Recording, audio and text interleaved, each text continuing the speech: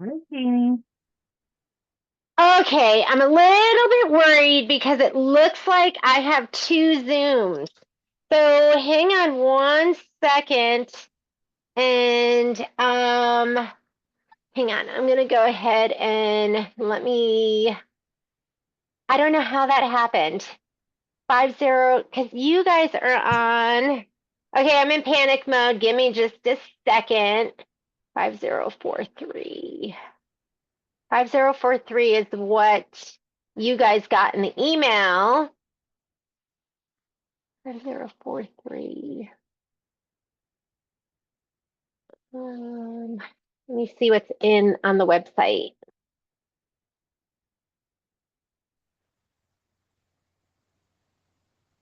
I may have missed this, but I was sent two emails, so I took the second one. Yeah, I had no idea there were two until just now when I went to log on. I got mine from And the website. okay, everyone, 5043. I must have logged into 5043. So let's just hope everyone is here. Yeah, 5043 is the one that was in the email, and it's also the one on the website. So you came in through the one on the website. So I'm hoping this is the right one for everybody. So let me just go ahead and get everything started. 5043, start. I don't know why there are two. That's called too many cooks in the kitchen. Lunch meeting.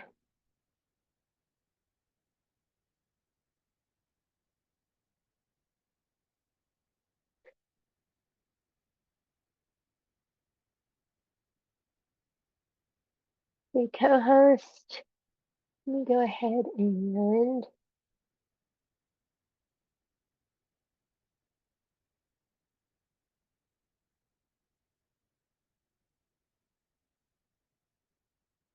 I think we are good. Gallery view. Here we go.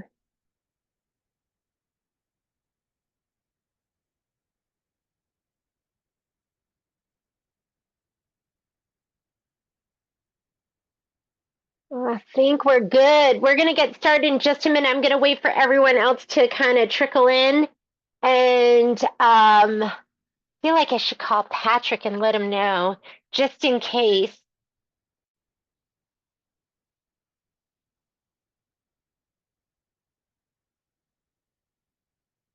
There we go.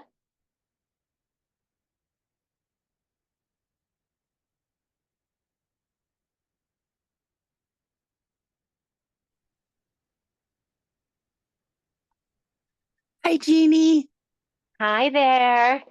It's Hi, Miss Deb. hi. It's cold here. We had a snowstorm. Oh, God, yeah. It's cold here, too. Is it? Oh, yeah. I want to say it was like in the 20s, but hopefully we'll warm up. Give me just a second. I'm just going to talk really quickly. Only so I'm just here for number two, created for things. I'm a little worried. I think everyone, I just checked in. The one that was in the invitation, the one that was in the website was all the one that was in fourth grade. They only call. We need to make sure there's one that is in 5021 and 5043. The 5043 is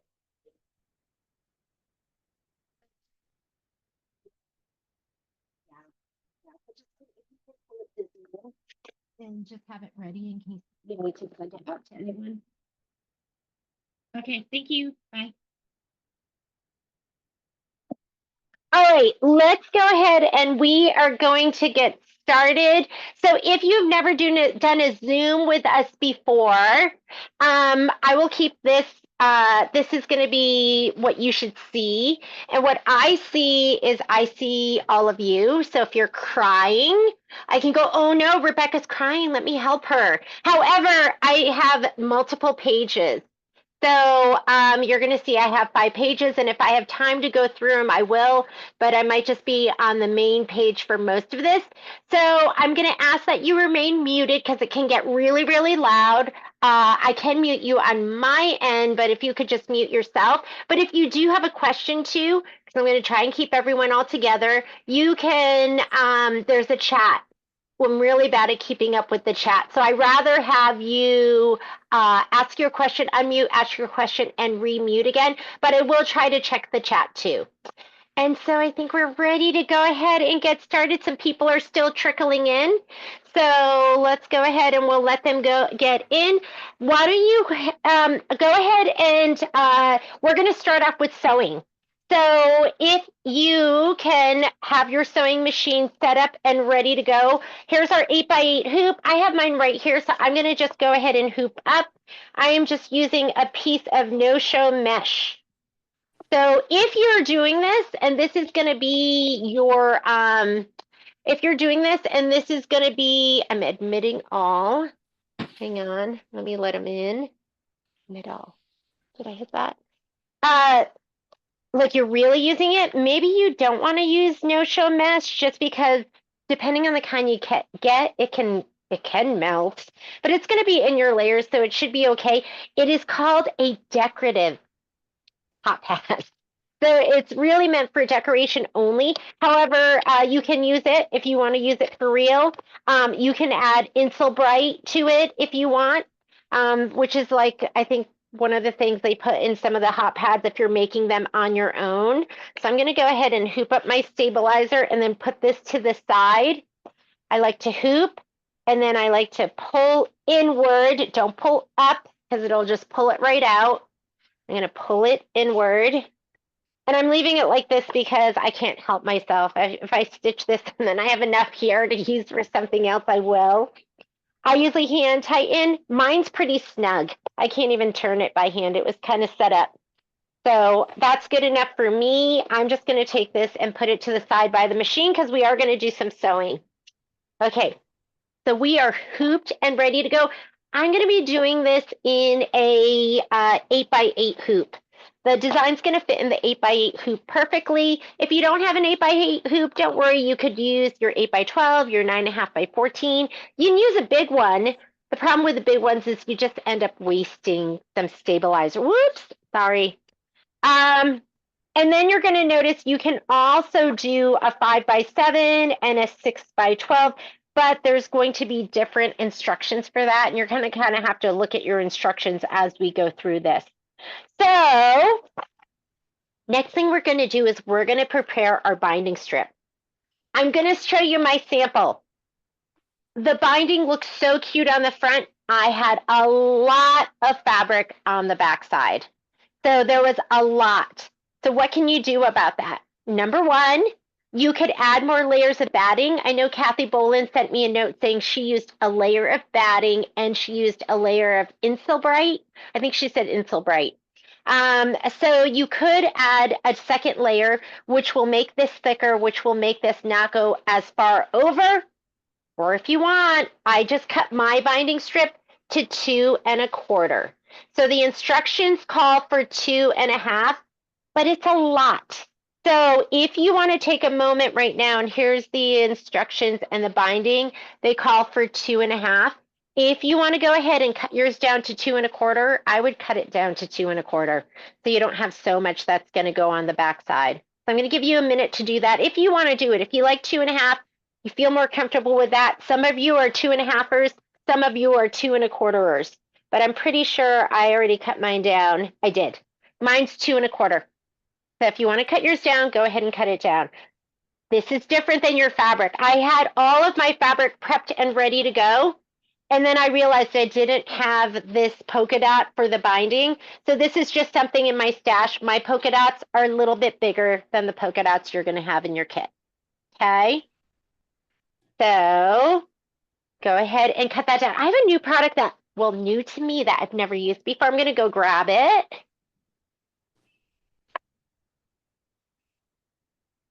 I don't know how many of you have this. This is a binding ease. And I was like, oh, maybe I'll try that today in the sew along. Could be a major fail, but I'm going to use it. I was talking to Miss Debbie F, and she said she had it. And so I was like, oh, well, I'm going to try it too. But I mean, you don't have to have this. You can go ahead and heat up your iron too. So, because the first thing that we're going to do, so heat up your iron, trim it down if you want. We're going to prepare the binding fabric by folding it in half lengthwise, wrong sides together, and press well along the fold to make a center crease. Okay? Let me get this out of the way. I love ironing on my cutting mats by accident. No, I don't really love it, but I do it every once in a while. And when I do it, I go, okay, it's time to go to bed. You've had enough, Jeannie. Do you guys do that where you start making mistakes and you go, okay, that's enough? Jeannie, how many Yes. inches of binding do we need? So let's press it first because when you press, sometimes the binding can, it's with the fabric. So it should just be with the fabric by now, but we're going to cut it down. And we're going to cut it down. I don't know if you watched my video, but it says 34 and a half. I would cut it down. If you're ready to cut, I would cut it 34 and a quarter. It might not be perfect for all of you, depending on like how you hold your binding, but I had too much. And I tried to ease it in and it worked out okay. I don't even know if you can really tell. Like you can't even really tell. I don't even know where it is that I had that extra fabric, but it was too much for me. And Kathy Bolin, who sent me a note, and she did 4 of these, and she said to cut it down to 34 and a quarter as well. It was just too much fabric. So if you're going to trim it down right now, cut it down to 34 and a quarter. 34 and a half, you're going to have too much, especially if you have the tendency to pull and stretch. We're going to do as little of that as possible. So what we want to do, go ahead. I was just going to say that's what I did, Jeannie. I cut it down to 2 1/4, and then I cut 1/4 inch in length. And I And also how used did that work out? It worked beautifully, and I used Yeah. Insulbright as well. Is this So Kathy? No, this is Sharon. Oh, Sharon. Okay. I can't see who that was, but okay. So Sharon's saying the same thing. So binding strip, let's cut it down to 2 1/4 so you don't have all of that overhang on the back. And we're also, when we cut this down after we press it, we are going to cut it to 34, and you've got to, it's kind of have to be perfect because the method that we're piecing it in the hoop, or we're putting on the binding on in the hoop. So 34 and a quarter, and you can go ahead and fix that in your instructions if you want. So hang on just a second. I am, here we go. It's supposed to be muted. I know, so it's supposed to be muted, and I don't know where. I can't find where my mute button is for you guys. Hang on just a second. Jeannie, this is Kathy. That was my husband. Oh. Yeah, I think I have to mute you guys individually. I used to be able to mute you all at once, but okay, you're muted. You're muted. If you have a question, though, unmute, but then remute again. All right. Sometimes I will spray this with Best Press if I want it to be really, really crisp, but I'm not going to do that right here. I'm just going to go ahead and press this, and then I'm going to run it through this, and I'm going to see how I like that. Hey, Jeannie, this is Stephanie. Yeah. I got Hi, here Miss Stephanie. a little late because I was at the doctor's office. So Yeah. I just got this cut to 2 1/4. And so we're saying that 34 and a half inches long. 34. Nope. You want to go. We're going to change this. Once you've press it first. Okay. I want you to press it first, and then we're going to trim it down. We're going to change this to 2 1/4 by 34 1/4. okay? That extra 1/4 inch that we're taking off here, that's gonna make a difference for most of us. All right, so go ahead and trim that down. And I think how this works is you just pull it through, you just hold it. Does anyone have this? Have you guys used this and you just love it? Because I think what we do is, I'm so like anal about this kind of stuff. Let's see, I think you leave your iron and you just pull it through. Is that right?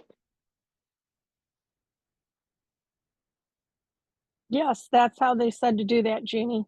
How, does anyone have this and do you love it? Seems pretty good, right? So I'm just kind of making sure that it's folded over here and my raw edges are matched. Ooh, that, I think I like this. Okay, I'm gonna get them. We'll do special. Ooh, this is kind of fun. All right, I like it. And I love turquoise.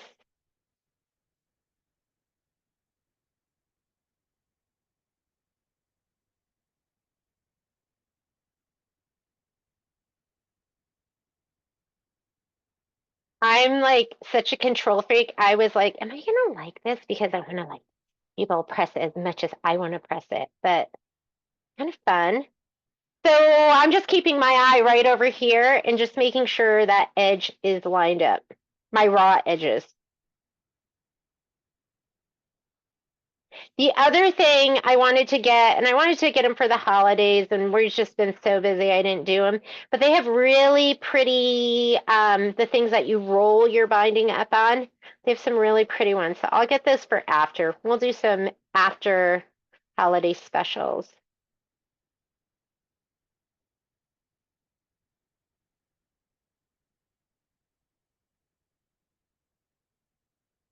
And like I said, don't cut your strip down yet. You're going to cut it down after.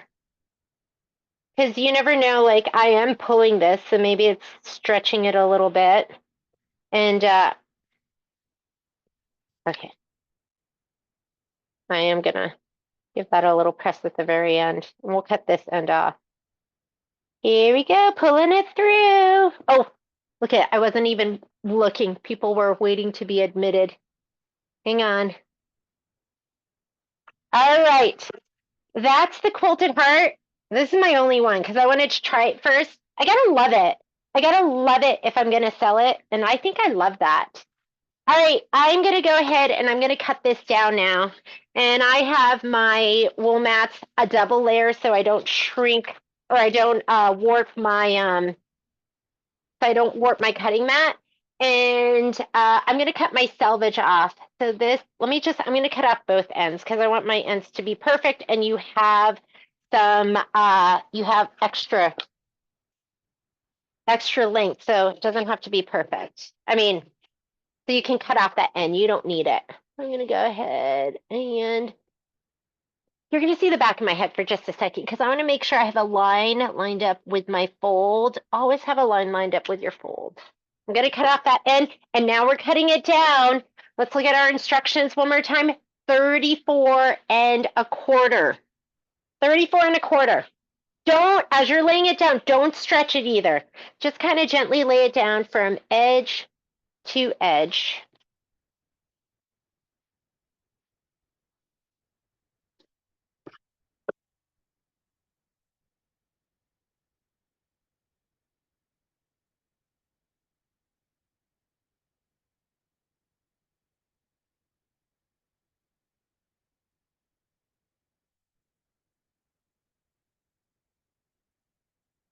And 1/4. Of course, I can't see my lines here. My 34 1/4. I wouldn't do the 34 1/2. It's too much. It's too much. Okay, check it one more time before you cut it. You don't get another shot. There we go. We should be good. Whoop. Okay, we're ready for the next step. We're gonna go ahead and right here in the instructions, you're looping this. Make sure you don't twist it. We don't want to twist it. So we're gonna go ahead and we're gonna let's put this side down opened. We'll open it up. Just like that. We're gonna take the other side and we're gonna put it right side down, but make sure you don't twist this. There's my right side. I'm gonna put it down right over here.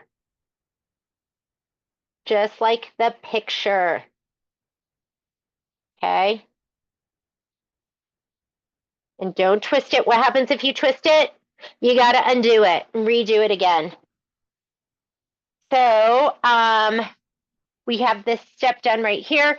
Going to get a ruler and you are going to mark. So we're going to draw a mark from this corner right here. Let me see. We're going to draw a mark from this corner right here to that corner. If you have guideline markers on your machine, you don't have to really mark it. That's the beauty of it. These are, so I was told these were the best heat vanishing pens. And this is the first time I used them. I love them because I feel like with the friction pens, those sometimes they almost feel dry. Do you know what I mean? They're kind of dry feeling. These are just like so nice. So I want to see my other corner and I'm going to use a ruler and I'm going to go, you are marking this. Will this be available? This will be available. Yeah, everything's always available unless I don't hit record. And wait, let me look. We are recording. So I'm going to just mark it from here to here. We'll have a nice little line. And friction pens are magical. They are magic because for these heat vanishing, because see, with the heat, gone. The mark's gone. Yeah. However, I always tell people, like, if you're using a friction pen or these are heat vanishing pens, because this one is not the Friction brand, this is Nifty Notions that people told me were the best, and I'm starting to think they are. If it's something you're going to see, steam it. Steam it down into your layers because I do have a pillow in the store. When it's really cold, I can see the marks. They come and it's way up high, so I just leave them. I don't care. I just stay up there. I'm going to put 2 pins in here. And these are magic pins, and these are the fine ones, which are my favorite. And I like them because I can sew right through them, and they push in really easily because they're really thin. I'm doing all the fancy stuff that I don't normally do. Normally, I don't do. What pins Yeah, are those? these are magic pins. Magic. So, and they have different ones. They have like, so the difference is this one is a quilting one, which is going to be longer and thicker because you don't want it to get bent when you're pushing it through all those layers. Oops, what happened to that one? These are thinner. I don't know if you can see it, but they're much thinner than those. And they're shorter and they're easy to push through your fabric. So I love them. All right, we're going to take this to the machine. We're going to sew it and then we're going to cut off the edge, 1/4 inch. I'm already set up to sew. Let's come to the machine. Well, semi set up. I guess I did not put any thread in. So I'm just going to use denim. If you got the thread set, that was one of the threads in your set. I already have a navy bobbin in here. I don't know what I was doing prior, but I was doing something with these colors. And I like to piece at a 1.8. I know that's really tight, but I do a lot of chain piecing. So I'm in the sewing side of my machine. I'm just doing stitch 103, which is a straight center stitch. And my stitch length, it'll automatically come up to 2.5. I'm going to take that down to 1.8. What that does is if you're just chain piecing, it makes it so you can just like cut without it totally unraveling. The other thing you can do if you have it, you don't have to mark. If you have this feature, turn on your guideline. There it is. Or not your guideline, but your projector. And that is going to project. Like, isn't that? See, there's my projected line. So I can follow that. Let me go ahead and stitch. Use those features. Now, Why not? Which button was that again? It's the one that looks like the upside down cone, and it'll project whatever stitch right there. That one right there. Sometimes it makes my eyes crazy though, so I don't always use it. And I find that my projected stitch is just a hair over. So I just love this machine. I feel like it doesn't chew my fabric up like other, you know how sometimes if you find that it's chewing your fabric up, it's getting sucked down into your needle plate, put on your straight stitch needle plate. Don't be scared.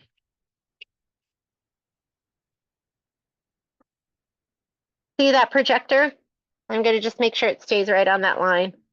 And you can sew over these pins really slowly. Like sometimes when I'm using flower head pins or something, quilting pins that are thicker, I don't sew over them because there's a good chance you're going to hit it.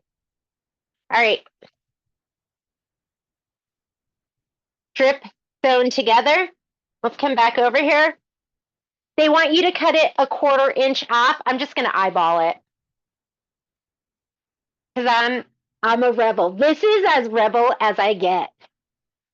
Oh my God. I feel like we're doing the video, so I have to do it right. 1/4 inch, please. So 1/4 inch from this. And just take your rotary cutter, cut it off. But I usually just eyeball it. And I usually just fingernail press it open, but my iron's already set up, so why don't we just go ahead and open this up? I still will give it a little fingernail press. A lot of times that is it for me. I don't do any more than that. But we might as well, right? Iron set up. Let's make it look really pretty. Refold the binding fabric in half lengthwise, wrong sides together, and press well. Set this aside for later use. Don't lose it. That's what I do. And then I'm panicked because check it. Make sure there's no twist. If it's twisted, guess what? You're going to undo it and you're going to redo it again. Okay? Should all be one nice loop like this. All right, I'm going to just drop it in here so I know where it is. Remind me because I'm going to forget. And we are ready to go over here. We're going to add our fusible. So they want you to put your fusible on, and I just kept mine. I was like, I'm just going to fuse it all in one piece. So I had a big piece like this. And the pieces they want you to fuse is the background. So wrong side of the background, and the background is going to be, this is your background right here. Binding length is 34 1/4. Yes, we're doing the binding length 34 1/4 is what we cut it to. Oh, did somebody ask and I didn't answer? Yes, please answer. Make sure there's no icky threads on the back of this before we fuse it down. So we're going to put it on this, the background, the snowman face. That's going to be your piece of fabric that looks like this. Thank you, Miss Kathy. Get these out of the way too. So there's your snowman face. And then it says the hat and back fabric. So your hat and back fabric is going to be, here's your hat. I think you just need, that's the hat, not the brim. Maybe they just want it to be stabilized. Here's your back fabric. So the back fabric is going to be the plaid. And then I would say let's stabilize both of these because you don't want anything shadowing through on here. So I'm going to do this fabric too.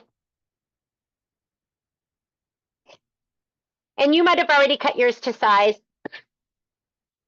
When I was doing it, I was like, oh, I'm just going to cut it apart afterwards.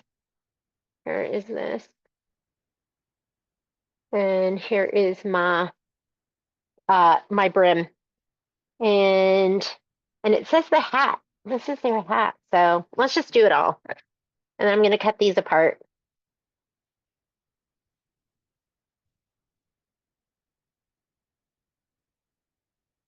I use a lot of shape flex. The things I panic if I don't have, is Deco Bob and Dove Gray, Shape Flex, and muslin. Well, and I just panic about everything anyway, so let's be real. I live in a state of panic. I think it's funny. Yes. Since I'm a beginner, what do you use the muslin for? I honestly, like, this is a project that I probably would have just used muslin if it wasn't like I wanted to follow the instructions. I use muslin as a base to embroider upon. So I see a baby, Miss John. Very cute. So, your muslin is, and look, I have a little bit over here that it's not on there, and I'm not even worried about that because it's just the brim. I'll just go from this corner to this corner. And this is the hat. So I have more over here. I'll put this on the hat. So it's yeah, like I said, it's just the like when I'm doing the Kimberbell quilts and the pillows, anything that has batting and we're backing the background fabric with Shape Flex. I always use muslin instead of the no-show mesh because no-show mesh to me is like plasticky, and I just like the feel. I like the feel of the whatchamacallit instead of the muslin instead. So that's all. Did that answer your question? It's not a substitute for if you need the stabilization. It is not going to be as stable. The muslin. You might notice like some of your back stitches might pull a little bit, but it doesn't really matter when you're doing those quilted stockings. And I find that it like just presses out really beautifully too. So it just presses really nice. It's more malleable. It feels softer. It's just my go-to. And if you've been around for a while and you know Nikki Brazel, who was she was, I would call her a celebrity. She's like my idol. She did an event for us and she had some really, really cute Anita Good quilts, and she was telling me how she used muslin in that instead. And I was like, really? And I was like, well, whatever Nikki does, I want to do. So I just started using muslin. I asked her, I was like, what kind should I get? And she was like, oh, who cares? Just use whatever you have. She goes, you don't have to just use the cheap stuff. Whoops, did you see me cut into that? Sorry. Pretend you didn't see that. So as I become more experienced, my cutting, I think, has gotten worse. I don't know why. I don't know why. It has. Right here.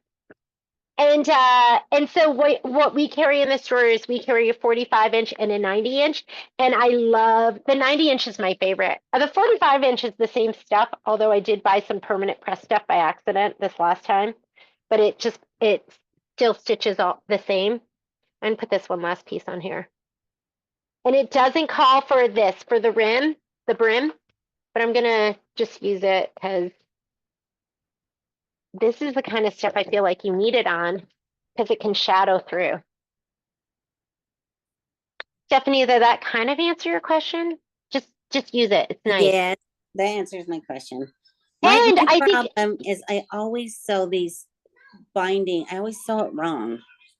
oh, you're talking about the binding? Yes, I'm still stuck on the binding. Did it twist and when you sewed it, you were supposed to sew it from like, let's say this is the square. I always call it Seattle to Miami and make sure you didn't sew it from New York to LA. That's yes. what I did twice. Seattle to Florida, Dawn. There you go. Like that helps me with my orientation. And I have to look at it twice sometimes. It's okay. I rip out plenty. I usually press it from the top and then I'm going to press it from the backside a little bit more. And this is when I use water because that's going to make it adhere, and you don't want bubbles in your Shape Flex. So go ahead and let's press it one more time. The more upfront time you spend, the better result you have in the end, hopefully. Okay. I'm gonna do this one too, but we get rid of that. So you forget that I didn't cut that well. We'll forget all about that. I just got rid of all the evidence. What do you mean I didn't cut that well? It's perfect.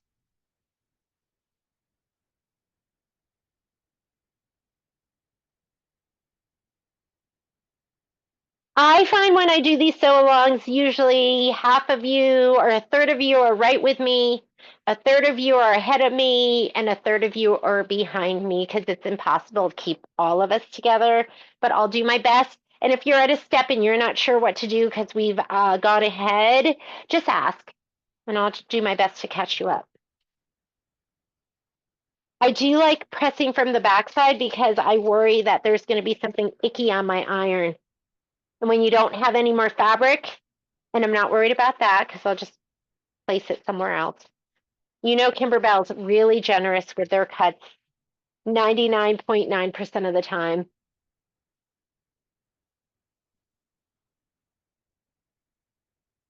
I'm going to look through and see where everyone's at.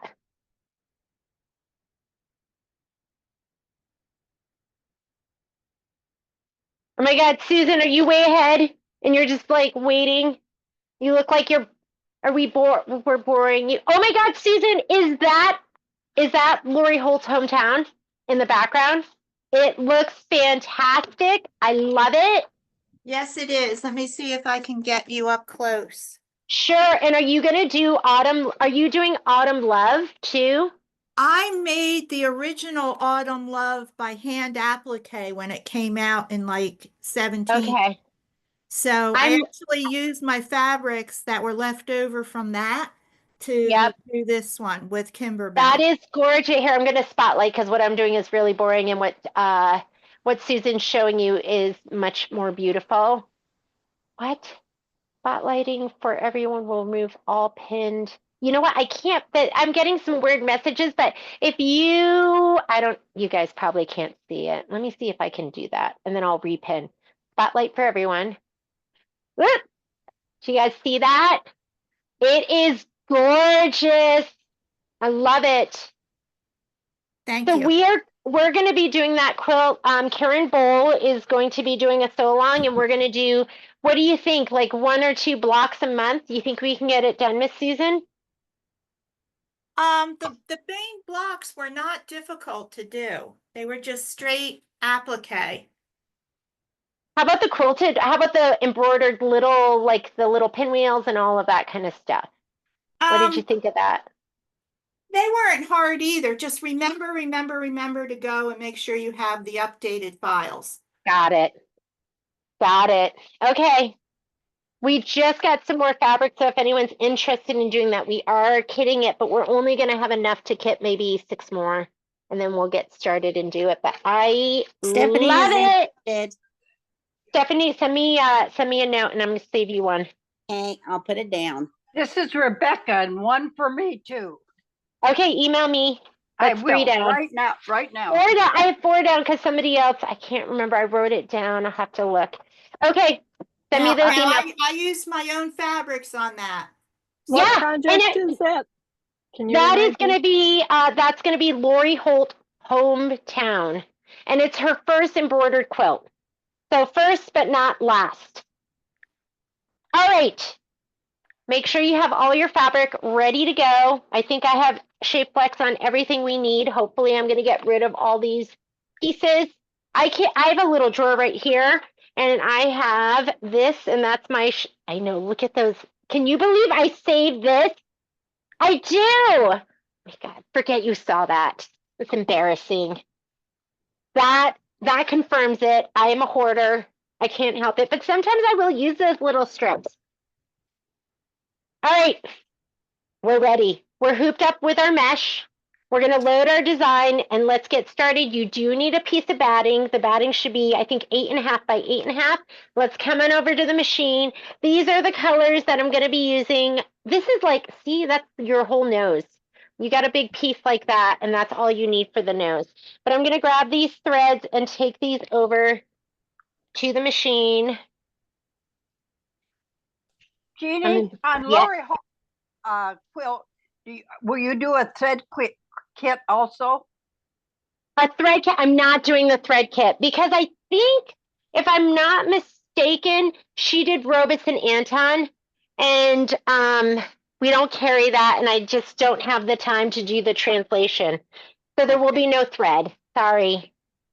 If I had time, I would love to. Okay. Patrick's teaching me how to say no, but I'm still not good at it. But we can order the thread kit for maybe her. I think she has, I'd have to look at the instructions again, but I think there's a list of the threads that she uses. Okay.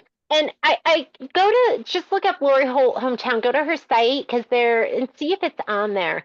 I'm not positive, but I think it's on there. Okay. And if not, I will be answering some emails. While I'm on vacation, I can see if I can find it for you and send it to you. And I'm pretty sure. I have time. I can look up for some for two. Okay. But if Thank you you. struggle, let me know and I will help you. Thank I'm you. switching over. So I'm taking off my favorite walking foot, the compact dual feed walking foot. Yes. I'm sorry, I'm back on the binding. Did you cut it 34.5 or 34.25? 34.25. I pressed it and then I cut it 34.25 and then sewed it together with a mitered, just like in the instructions. 34.25. Okay. Otherwise, you're going to have too much. It's just too much. All right. I thought I heard you say that, but then I wanted to double check. Yes. 34.25. If you're just joining us, 34.25. I'm going to put my embroidery foot on, hand tighten it. You should never just leave it hand tightened. Then you're going to tighten it with a screwdriver, and don't over tighten either. So there. I mean, I rolled my hand forward maybe like that much, if that. Because you can over tighten. I'm going to put in a white pre-wound bobbin. You're also going to need, this is dime. So I have some new things that I'm trying because I can't seem to get the Filtech ones. This is a little slinkier, but it's still, I've been using them and they seem pretty good. So let me go ahead and put that on. I'm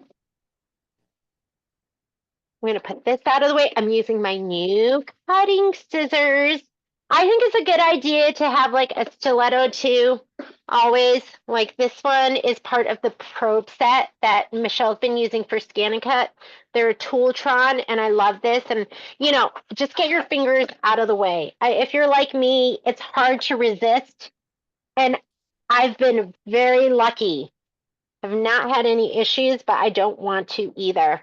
Because you guys come in and I hear horror stories about needles in the fingers and breaking off in 3 pieces. Okay, I'm going to go to my USB and I have Snow Time Decorative Hot Pad. You have 3 different sizes, 5x7. If you're using your 5x7 hoop, your 6x10, and your 8x8. I think these are going to have multiple hooping or you're going to have to do other things. I've only done the 8x8. There we go. And set. I always like to choose my hoop size. So I'm going to go to my settings button. And I'm going to choose my, whoops, I got fast there, 8x8. And I always like to check all of these to make sure everything looks good too. And you're going to see it's 7.87, so it perfectly fits into my 8x8 hoop. Once you have your design selected, touch embroidery. If you're on a brother or a baby lock, and then you're going to be in this screen right here. We've got 28 minutes of stitch time, 32 color changes, 16,000 stitches in this design. And these, when you see turquoise and orange and they're repeated like this, turquoise is applique, orange, it's the placement, turquoise is placement, orange is tack down. Placement, tack down. So Jeannie, it's not just, yes. Jeannie, I'm doing the 8x8 size, but I can't find my hoop, so I'm using a 9.5 by 9.5. That's okay, right? Oh yeah, absolutely. Yeah. I would just bump it up like, me. I'd bump it up to like the top corner or something so I wouldn't waste all that stabilizer. You can always go bigger. You can always go bigger. All right. So all right, thanks. You're welcome. All right. So first step in your instructions, it's going to be a placement line right here for your batting. And then we're going to go ahead and tack it down.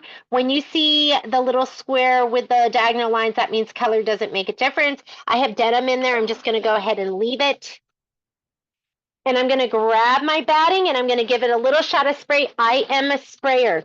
If you don't like to spray, I totally get it. Sometimes I smell it and I go, probably not good for me, but I just can't help myself. And what I use my dime spray tent. I got rid of my gross piece of cardboard and I have this. I was like, oh, I'll just use this. I don't even know what it is. It's like packaging or something. So I'm going to put it in there. You want to spray the wrong side. So you have a right side and a wrong side of your batting. This is the nubbier side that dimples, that nubs this way, and it should dimple in the other way. So I'm going to spray it. You want the nubby side down. So I'm going to go ahead and spray that. Here is my spray of choice, going to KK100. I just love this spray, and don't go crazy, just a little bit, just to hold it down so it's not moving around. Is this where you would put the Insel Bright if you're going to put that in? Hey, Kathy, I didn't do it, so I'm wondering, I think I would probably put it now or maybe on the back side. Kathy, when did you put in your Insel Bright? Let's see what Kathy did. Hopefully she's there. Yes, what I did was I used the Insel Bright. I cut it the same size as the cotton batting and put them both down at the same time. Did you put Insel Bright top and batting below, or does it? Which did you put on the top? I did Insel Bright on the bottom and the cotton batting on top. Okay, yeah. And that's what I did as well. Yeah, so Insel Bright here, then your cotton batting. So if you want to do that right now and you have a piece, go and get it. If you want to add that, it'll give it a little more oomph. But for me, I'm just doing mine as a decorative hot pad. All right, I'm going to go ahead and tack this down. If you feel like you're close to the edge, look at, I have this just to hold it down instead of my finger. But just make sure, it's nice to have like a stiletto or something. You just don't want to get your finger in the way. And if you're adding your Insel Bright down below, I call this tickling. I'm tickling but really I'm just doing this so it doesn't get, we don't get bubbles or some shifting. Jeannie, I'm sorry, I'm far behind, but what fabrics do I put the fusible backing on? I did it on the this is going to be the front background, like underneath the snowman. So you're going to put it on this fabric right here, this fabric, the back fabric, the face, because you don't want shadowing through. And it said the hat. It didn't say the brim, but I did the brim too. So I did the hat, the brim, and the face. Almost everything. I just didn't do the nose. Okay, you're welcome. Trim the batting close to the stitch line. Use whatever tool of choice you want. I would use something that's curved. Hey, Jeannie, it's Irene. Yeah. Sorry to bother you, but what is the cream colored fabric with the hash marks in my kit? This? Yeah. It's just when you say what is it? Is that my background, the hash? Yeah, oh yeah. This is gonna be that's the background fabric. Okay. That the face goes on. Yep. I can't really see it. So it's the tan with the little lines in it. Yeah, it's gonna be this fabric right here. Okay, thank you. If you want to get more kits, we're sold out right now and we're waiting for some replenishment. We probably won't be able to fill those orders until like next week, but hopefully you have enough in your kit to make several. I think you'll be able. Close to the stitch, it says. Anytime I can use a snip, I try to use a snip. Do you see where my batting's like a little sparse? That's where Poppy chewed through my batting roll. I'm just starting. That was like probably the end of where you could see where she chewed. I was like, oh, she's having so much fun over there. What is she doing? And I went back there and she's chewing holes in my batting, like a big roll right through the middle. Luckily, it was on the end. because I had plastic wrapped around it, and so I heard her hit into the plastic. I did not realize she pulled it back and was chewing through it. But she looked like she was having so much fun. I'm just kidding. It was not fun. It was not fun. Couldn't you use, oh, I'm just looking at messages right now. And somebody said, couldn't you use muslin? Yeah. So I'm just trying to follow the directions that they have here. You know, I try to follow most of them. I don't follow all of them. So I was like, I'll just use the shape flex. But you have batting, you have background fabric with shape flex on the back. This is the perfect time to use muslin. And also, like I said, I think somebody told me I used to use Kimberbell no-show mesh. I mean, not Kimberbell, the baby lock one, and I loved it. Somebody told me that the Kimberbell one melts, but I cannot. I don't know. I never left my iron on long enough to see. I don't know, but muslin's great. Could use Jeannie, that. have you ever used muslin now? Would you use it on this pot holder? Yeah, I think it would be a great time to use it. Because I'm going to Yeah. do it. Yeah, doing it. you're fine because you have like I said, you're gonna have the batting, you're gonna have the background fabric that is stabilized with the shape flex, so that's enough. You're not gonna get your embroidery is gonna look Yeah, beautiful. because ever since I met you, that's all I use is the. Yeah, don't you love it? Yeah. I just love it. Yeah. All right. Look at your instructions because now it wants you to stitch the background placement line. We are going to skip that step because it literally is just going to do a square around the square. So go ahead and stitch it out if you want to. I'm going to show you how to skip this step. You can tell it's placement because it's turquoise. This button down here that shows the needle with the minus plus, go ahead and touch that. The down arrow goes to the next step. The up arrow goes to the previous. I'm going to hit the down arrow. It's orange. That tells me it's a tack down. So I'm just going to give my background fabric a shot of spray to the back, and then I'm going to center it over the batting. But I did want to show you how to do that. If that scares you, just do the placement stitch. It's okay. You don't have to do everything I tell you to do. Only Patrick has to do everything I tell him to do. Just kidding. He doesn't do everything I tell him to do. I said that would make my life so much easier if you just do what I tell you to do and I tell you to do it. And then he said I would be bored, and he's probably right. That's not fun either. All right, check. Make sure that you can fold it back this way. Make sure you have the same amount of fabric, like top and bottom. I'm going to scoot mine down just a little bit. And then check this way. Make sure you have about 1/2 inch and 1/2 inch over here. That looks perfect. I'm going to smooth it down. And now it wants you to stitch the background. Where is this demo in the rotation to receive? This has nothing to do with that. That's gonna, if you can find the video from today's, I put a link in it, or email me and I'll send it to you. So we're gonna just go ahead and do our tack down right now.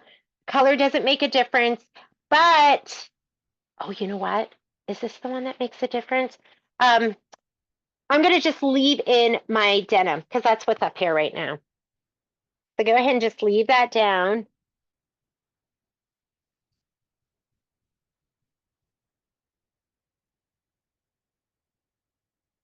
And again, I like to kind of smooth my fabric, just make sure it doesn't get puckered, give it a little massage.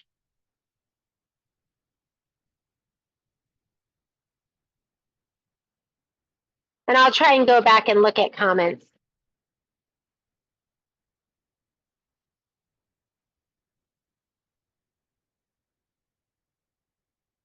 And then we're going to be ready for quilting.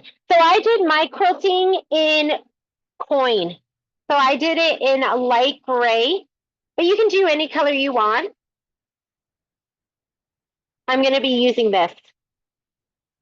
And that's what's in your kit.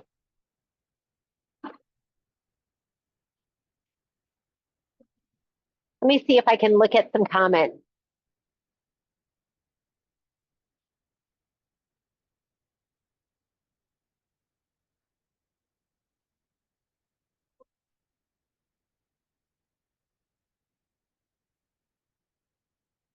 Okay, look at your screen. Make sure you're seeing the quilting stitch because that's what's happening next. Make sure you choose a color that you're going to like for the quilting. You could do something that's bold and beautiful. I'm just going to do this gray.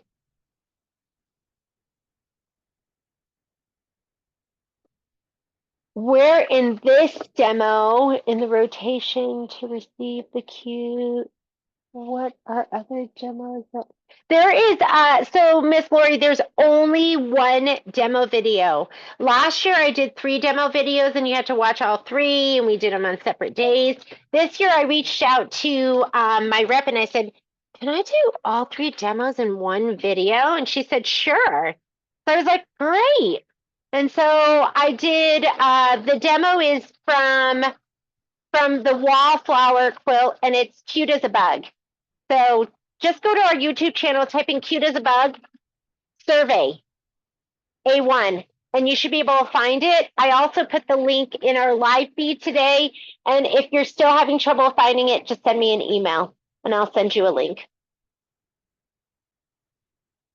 How are we doing? Is there anyone that needs help? Can I catch anyone up? Any questions? Because this is 4 minutes of stitching. I got time for you.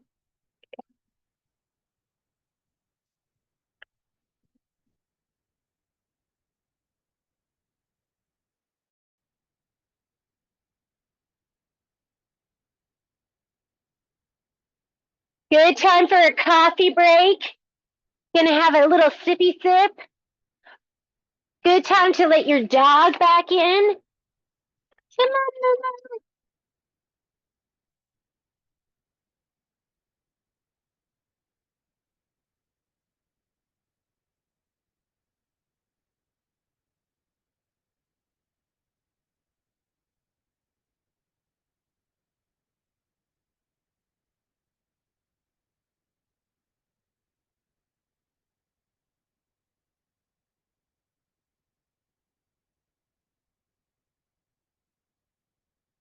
The bobbin, who asked about the bobbins? Okay, so the bobbins have not come in yet.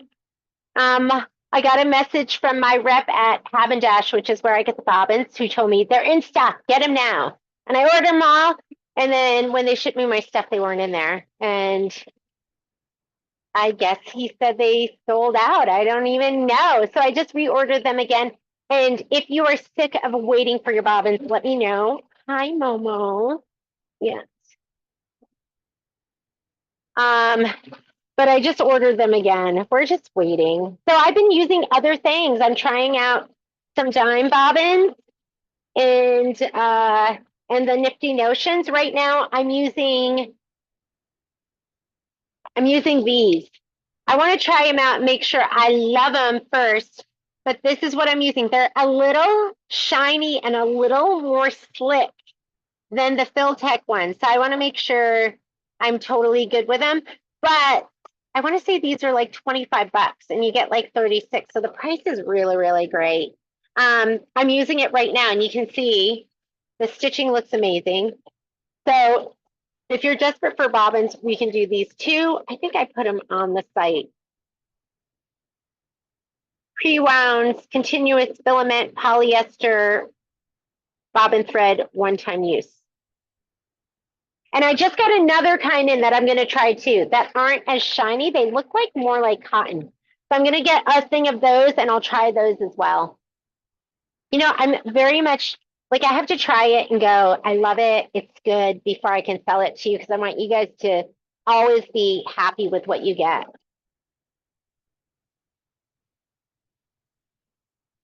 Okay, once we're done with this, we are going to start the applique. We're going to do the face. We're going to do, and Betty, I think I got your stuff together and with your tubes. So I think there was one color maybe that wasn't in there. We're going to do the hat and we're going to do the brim. So I'm going to take all of that and the nose. I'm going to take all of that and I'm going to put that in my spray tent so it's ready to go. Whoop.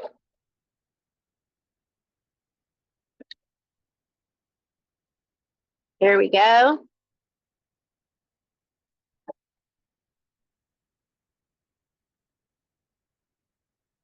Make sure you're spraying the right side with the fabric. So, and you'll see it's more of a weave on one side on the Shapeflex, and this is a little smoother. And I didn't stabilize my nose. I'm not going to spray the whole thing. I'm just going to spray like just a little area that we're going to put down. My can is so powerful, this one. All right. Next step. Next step says, and we are on step number, and you have 2 sets of steps. When you're doing Kimberbell stuff, you're going to see that this is your overall steps in the entire project. And this is going to be your step in your embroidery. So if you look at your screen, we're on step 6 of 32, so you can confirm. Stitch the snowman face placement line. I have coin in there. I'm just going to go ahead and leave it. Says color doesn't make a difference, but if you have a really dark color, I switch to something more neutral. And you're going to grab your white piece of fabric first, and we're going to lay that down.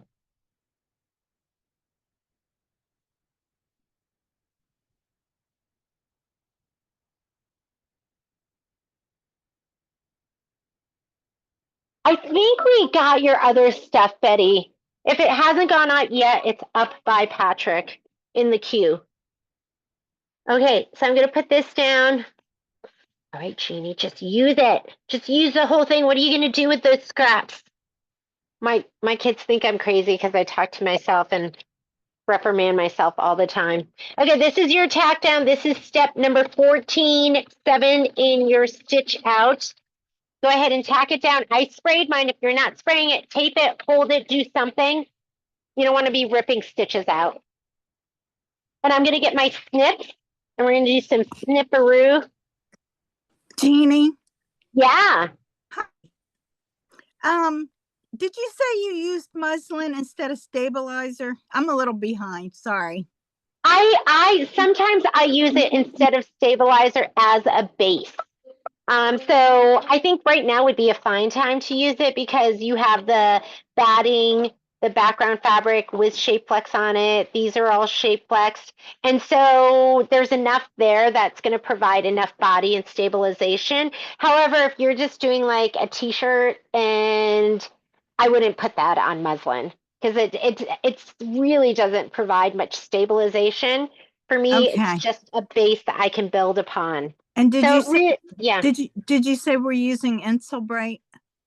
I'm not using it here. Kathy Bolin did like 4 of these, and I think, was it Sharon that did this as well? And they both used Insulbright in theirs. So they did a layer of the batting and then the Insulbright underneath, so you can really use it as a true hot pad. And it's also going to beef it up a little bit, so when you do your binding strips and pull it to the back, it's not going to be as like mine. It's not going to be like mine where I had so much binding on the back. Okay. Okay, thank you. You're welcome. I love these. Like these are, because what I want is I want something that's strong, and these are super strong. So this goes through no problem. And just know that at some point, so Patrick can sharpen anything that, and see, this doesn't really come apart. Oh, let me see if I can pull this apart. You must be able to for them to get it out, right? But if you can open these up more than 60 degrees, Patrick can sharpen them. But at some point, I feel like they do have a lifespan. Like they don't last forever. But what I love about these is because you're just pinching, you don't have to get your fingers through the hole. I find that I can switch back and forth from my left to my right hand and cut with both.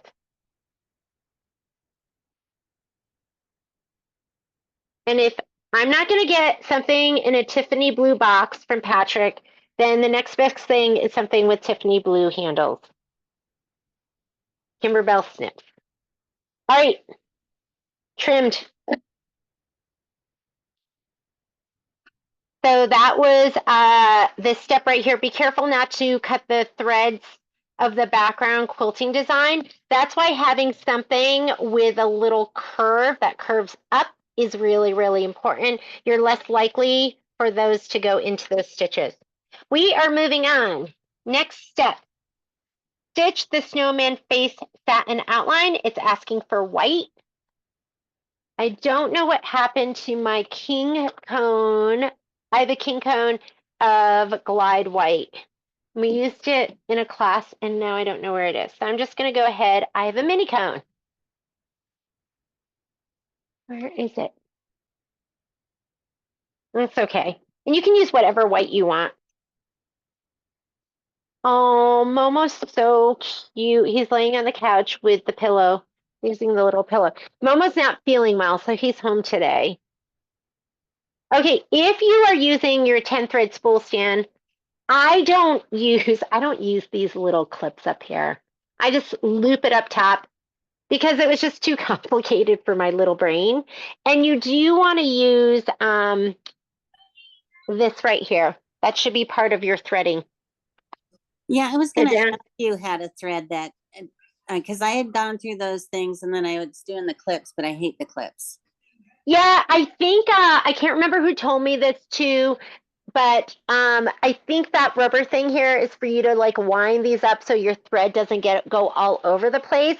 But I never use those either. When I'm done with a color, I literally will just like wind it back up again like this, so that there might be like a little tail hanging down and that's it. So that's how I do it. I totally get what those rubber, the rubber little rings are for. I'm just lazy, I guess. And so I just do it like whatever's going to be quickest and easiest for me. Yeah, because it makes it so complicated. Yeah, there's a lot going on up there. I like read the directions and I put the clips on and I was like, forget it, I'm not doing this. And then I just took all those things off. I just loop it up over the top and I do use my thread stand. And what sits up here are the colors that I use the most, my wildflower, my black, my monopoly. I use whatever, like a deco bob that I'm piecing with. I usually have a white spool up here. I don't know what happened to it. Oh, well, I do know. I brought it to the store and I don't know where it is now. So that sits up there too. And I usually have Dove Gray, but Dove Gray is on my PQ 1500 right now. So you're going to do the satin stitch outline.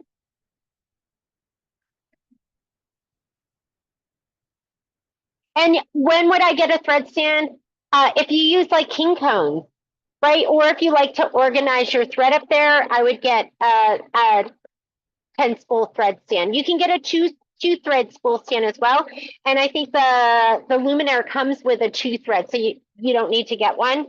Other machines, you can order those as well. And we'll do another brother sale sometimes in 2025 where we'll sell you everything for really great deal prices. Once we know when our sale will be. So we're doing this step right here, the face satin outline. I don't know what is hitting, but something is. And then next thing we're going to do is we're going to stitch the hat placement line. That's going to be darker fabric. We could just leave the white in and put that down because I think that's going to have it has like a thick satin. Oh, you like that? Duckhead. Okay. Has a thick satin stitch with a running stitch that goes down the center of it. These, you don't have to be as careful when you trim. For this fabric, you need to be careful. I call this the Kimberbell decorative stitch. And if you don't cut it perfectly, look what you get. You get a little bit of these threads that poke out. That just adds character, right? Can't make it too perfect. How is everyone? Can I help anyone? This is where I get nosy. I start looking at your sewing rooms. And I can be like, ooh, look how neat Miss Gloria is. Please don't look at my sewing room. I love looking at look at, we've got blurred sewing room. You can't see my. Mine's when you don't look at it. Me either, because I'm in the dining room. Jeannie, it's Linda Yeah. Steinport. on the white, do you sometimes put two of the fusible backing on or just one layer?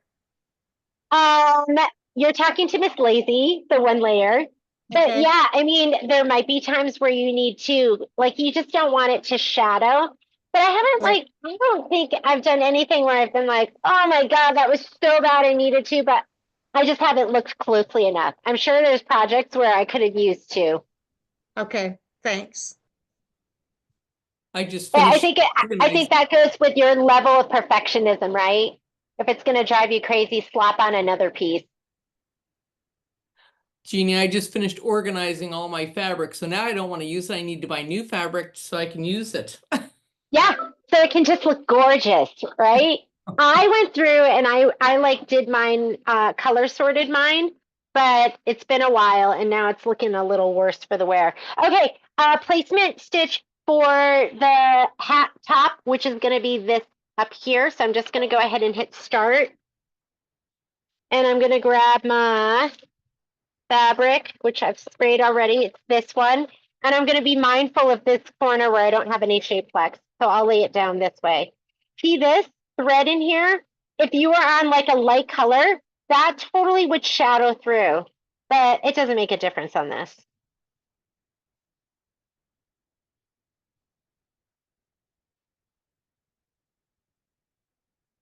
And let's go ahead and lay this down and peek underneath and make sure it's covered, covering all of your placement line. Mine looks good. And there's a big thick satin stitch, so I'm not going to worry that I'm using a light color. Normally I would probably go ahead and just put my blue in, or I do look at like right here. Sometimes when it has this where color doesn't make a difference, I'll go ahead and I'll look when the next color does. And it is the denim, your navy blue. So I could have put that in too. I'll add it next. Once you do your tack down, it says trim the fabric close to the stitch line. Be careful again not to cut the threads of the background quilting design. So make sure you're using something that has a curve, so you're not cutting into those stitches. And then we're going to do the decorative satin outline.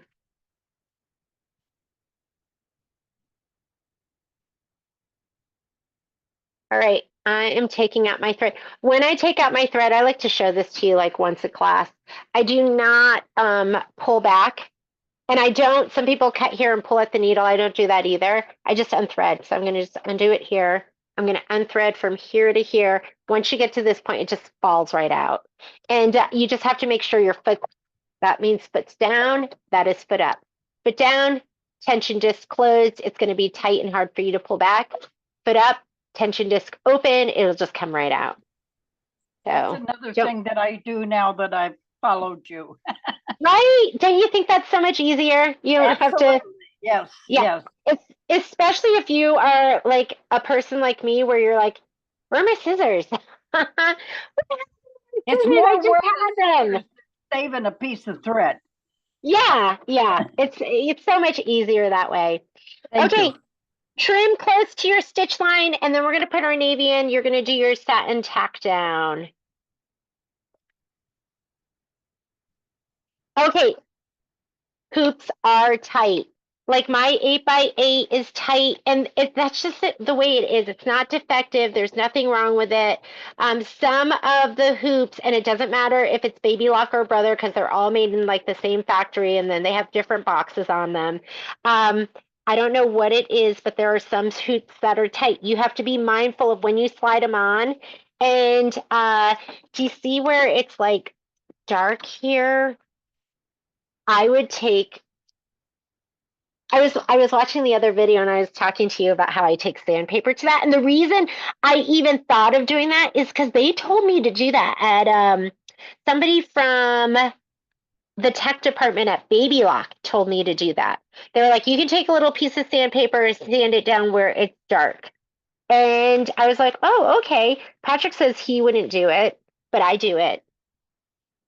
I'm like, I want it to slide on easier, and it's like tough on some of these. You'll notice the ones that came with the machine slide on no problem. Magnetic ones, those I think slide on pretty easily. but some of these are a little bit harder to get on. So when you slide it on, I want you to always hold it here because you can push your alignment, your calibration up, and next thing you know, you're not stitching where you should be stitching. So I hold it here and then I will push it down. I'll just push it right here and put your lever down. All right, I'm going to put in my denim thread. So it's not a defective hoop. My like 8x8, my 8x12, my 9.5 by 14, the ones that did not come with my luminaire, they're a little harder to get on. I think my 6x10 too. But I know it's going to be a little tough. Oh, look at, rub them with wax paper. Ooh, yeah. Like maybe wax paper or like, I think Michelle said she used like some kind of silicone spray. So you could do that as well. I'm willing to try all suggestions. I never thought about rubbing it with wax paper. We are on step 21 of our instructions, step 11 of our stitch out. Gonna go ahead and do that satin stitch outline. And then we're gonna go ahead and we're gonna stitch the hat brim. I'm using Azure for that. Here's my color. I'm gonna use this one next. I'm interrupting, but I'm placing the hat on the fabric. Is there a special way we should put it so that it fits? I did mine kind of diagonal. Did you? Well, no, I did mine totally square. So Okay. imagine this is one square piece and I just put it Yes. down like that. Okay. Yeah, All right. so this is what's left. Okay. Thank you. You're welcome.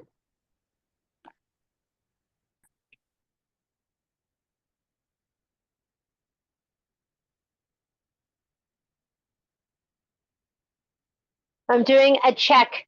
How are we doing? Dawn looks like the baby's sleeping. She looks good. It's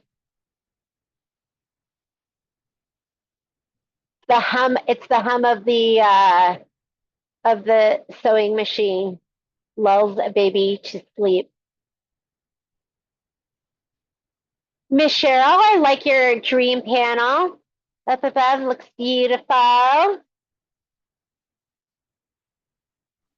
Thank you. I just love that project. I'm excited to do the poinsettia in January.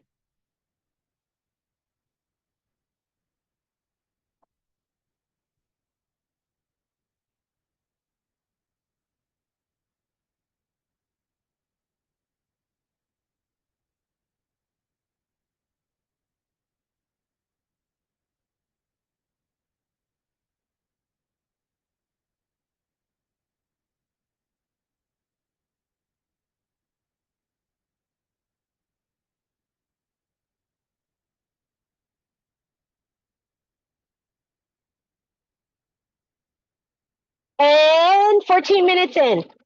We're like halfway done. I watched the video. Well, I watched my video again just to make sure I had the binding down.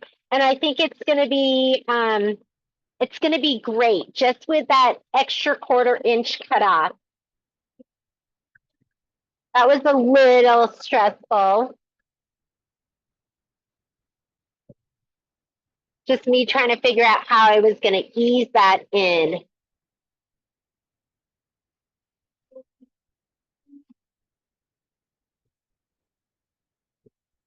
Okay, we're gonna stitch down the hat brim, and it does want you to change out your color right now. So we're on step number 22.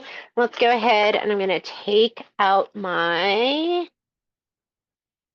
navy and I'm gonna put in, or my denim, and I'm gonna put in this.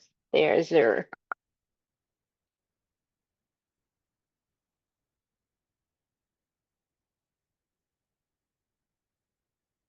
So I don't know about you guys, but my first couple of machines, I didn't get any classes. So I used to just take my thread and yank it back. I used to floss. I used to do all sorts of things that I'm told not to do anymore. And I didn't have any issues, but I know people that do have issues. So it is better safe than sorry, right? But I had a lot of bad habits. Okay, it's asking, in case you're wondering how to put this one down, I would do the same thing. I would put it down squared up. Like I wouldn't put it down this way or this way. And if you look at the picture, it does show you where they just kind of have it like squared up to everything.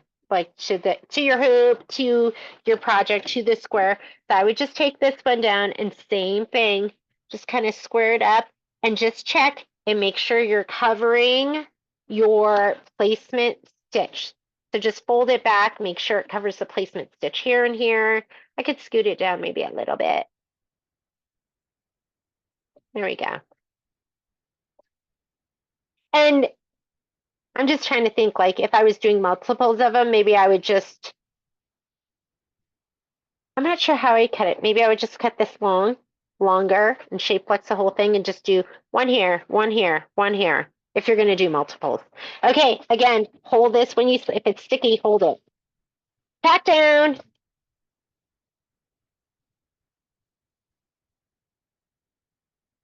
This is step number 24, tack down. We're going to do tack down. We're going to trim the fabric close to the stitch line. Be careful not to cut the threads of the background quilting design. Again, you want to get nice and close because it's going to do that Kimberbell decorative stitch around it.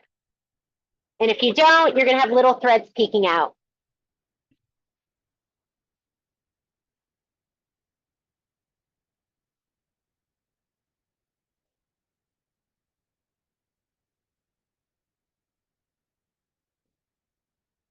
Here we go.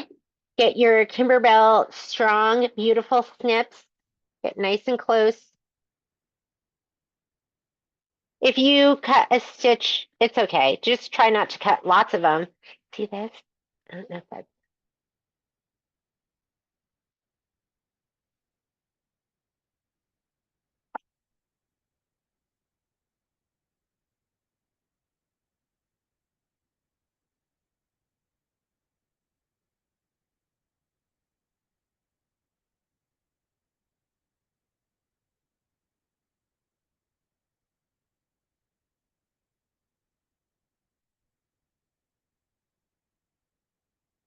How's everyone doing? Anyone need any help? Look, you can even like go the complete opposite direction because you're just pinching, right? Snips are the best. I love my snippies, like those. I just tell you, I think these are my favorite now. And snippies is second favorite. Because I feel like these are even stronger. Oh my goodness, that looks so good. I'm putting this in the trash can. That's part of my therapy, my hoarding therapy. There we go. Slide this back on. And this is step number 26. 26 in your instructions, 14 in your stitch out. Stitch the hat brim decorative outline. And then we're going to do the nose. And color makes a difference. You're going to grab your marmalade. I'm using marmalade. Marmalade is like burnt orange, but not quite as burnt.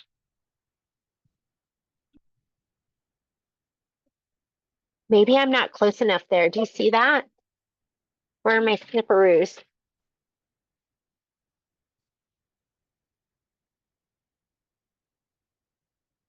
Oh yeah, I can get much closer. I just don't want those threads peeking out. Okay, I cut. I'm going to go back 10 stitches. If your thread breaks, I'll go anywhere between 10 to 20 stitches back.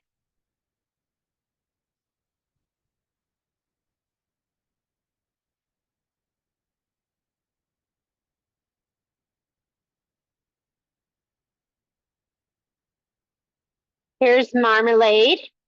Gonna get that. And here is my orange for my nose.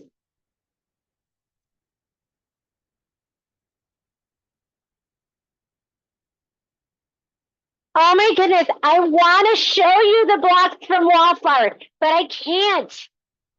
I want to show, I was just looking over at my work area because I have it all laid out there and I want to show it to you so badly. I'm going to try and stitch this weekend because I don't think I'll have time next week. This is going to be go time for us.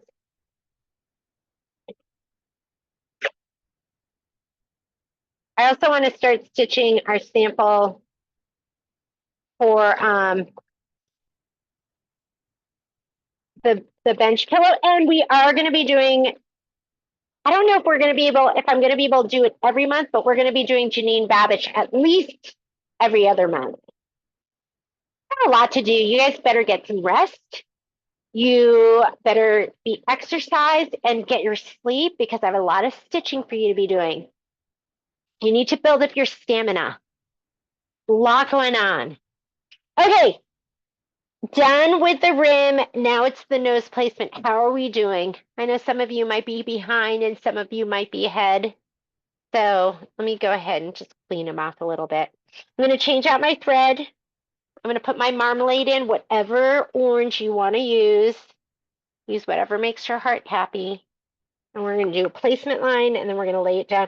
This is the only piece of fabric that I did not put Shapewex on.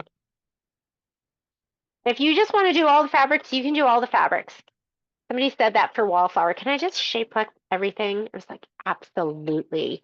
The only thing I would not recommend Shapewexing or fusible woven, whatever you want to call it, is pieces that go into an embroidered pieced block, like the ones for flying geese, or if we're doing, oh, Judy K is trying to get my attention.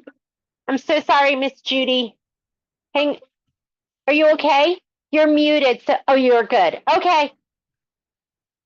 I'm so sorry. Would never ignore you, my queen. I was just busy talking. All right, here we go. Let me lay this down. So piece blocks, because it gets really thick. So if you're doing like the flying geese or any of that stuff, then I go, don't Shapewex. Here's the nose. And maybe what we'll do is once we get all our embroidery done, we'll take like a 5-minute break and we'll see if we can get people caught up to do the binding together. All right. You're going to go ahead and that's the tack down. We're going to trim the fabric and then you're going to stitch the carrot nose decorative outline. And then we'll do the eyes and the mouth. Let me see. And then we'll do the fringe. Fringe time.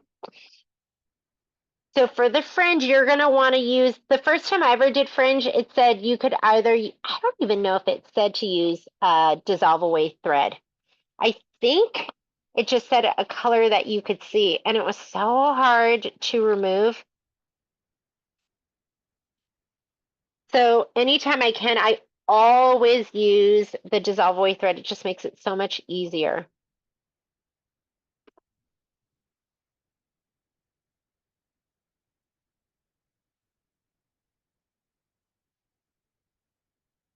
Clean that up a little bit. And then go ahead and hit start, and that's going to do the decorative stitching on the nose. Where's my thread? My thread's out of control right here.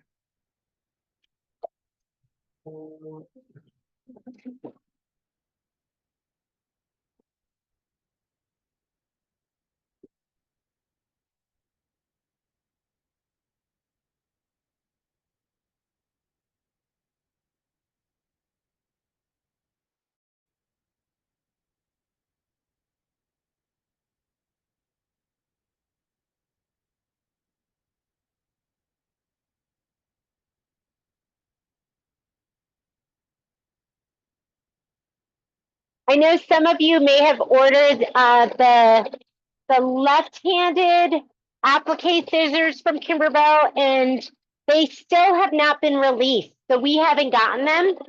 So these are the right-handed ones, and I'll use these too. If you are sick of waiting for your left-handed ones, let me know and I'll just order the Fermori ones. The Fermori ones look exactly the same. I think they have the powder coated. It's a more of a turquoise handle than this Tiffany blue, but these are beautiful too.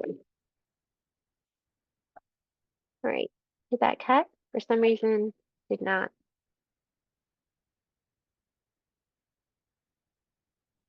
You need a good pair of tweezers for the fringe because we're going to be doing the fringe and releasing the fringe. That was step number 31.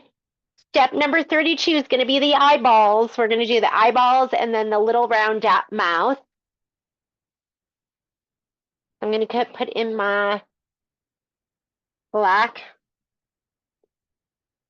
If you put in your black and you start seeing your bobbin thread, just stop and put in a matching bobbin.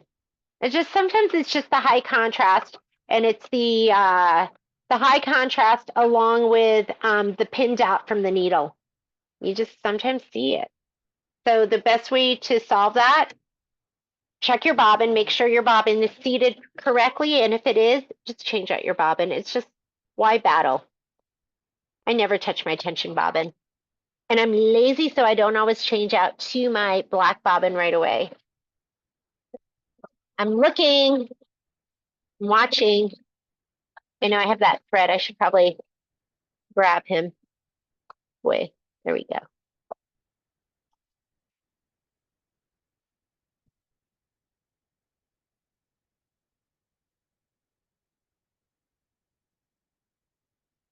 Looks good. I'm looking good. Okay, so somebody asked a question.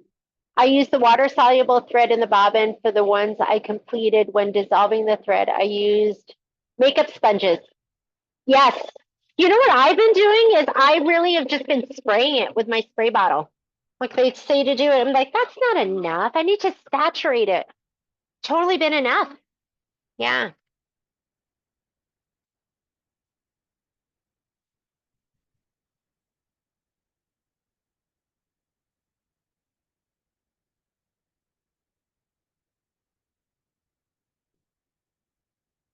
If you don't have one wound, get your water-soluble thread.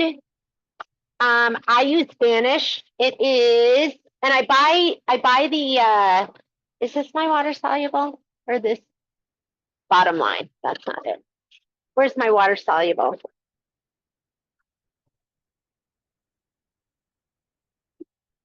I have a big cone. Okay, here it is. So I use this. It's made by Superior Thread. We carry the little cones and then we have the big ones like this. And when I put it on a bobbin, I will write on that bobbin, I write Vanish on it. That way I don't get this confused with the red, because can you imagine piecing a whole quilt and thinking you had white bobbin thread in and then you washing it and having the whole thing fall apart? Like how heartbreaking would that be? So I write Van for Vanish and I write it on both sides. So just to be on the safe side, I have like 2 in here. So if you haven't wound one yet, wind a bobbin of your Vanish thread. If you don't have it, you can just use a thread color that you're going to see on the back side. And you can wind a bobbin while you're sewing. On this machine, you can. So give it a go. I was scared to do it. I was like, does that really work? And it does.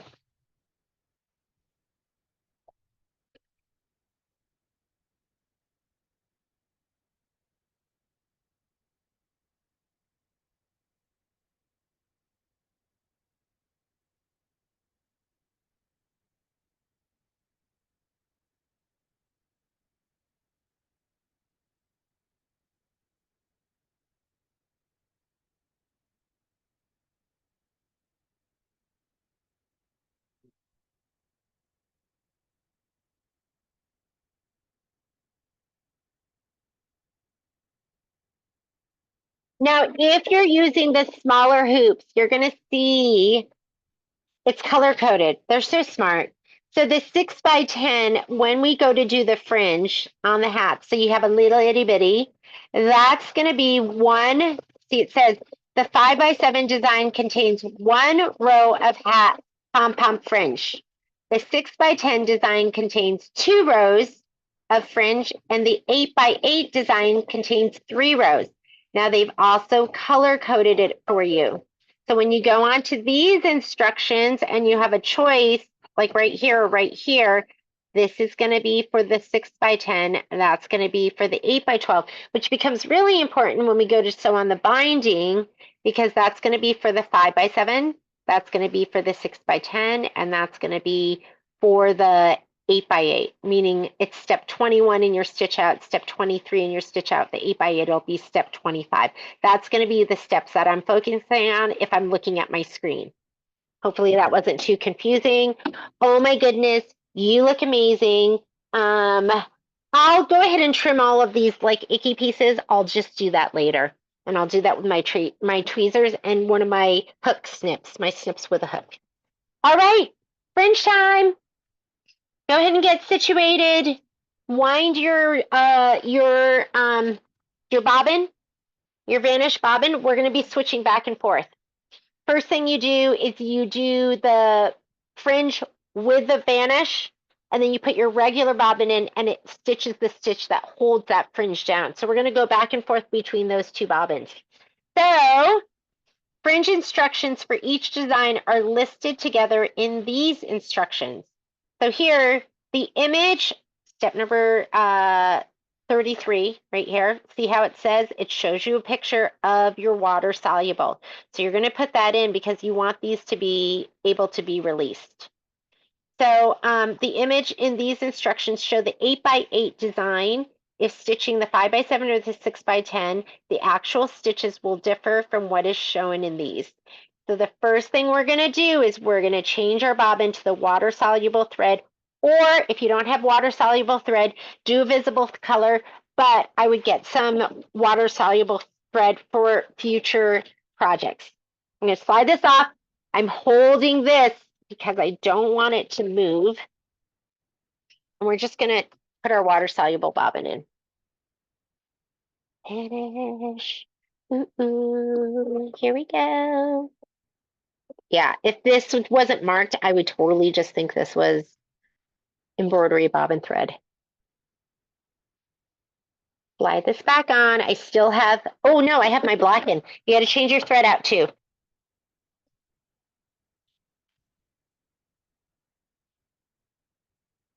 Black thread. Bye-bye. We're putting this back in for our fringe, or whatever color you want to use. I wish we had time to do challenges, because I would do every project would be a challenge. Okay, use your own fabrics, make it wild and crazy. Because I love the unexpected. Like I think Kat did something that was tulip pink. I think she did tulip pink in her pumpkins and potions. All right, I'm gonna stitch the outer layer. Remember, if you have a 5x7, you're just doing 1 layer of fringe. 6x10, 2. If you're doing 8x8 like me, we're doing 3 layers. So we're gonna be changing our bobbin back and forth.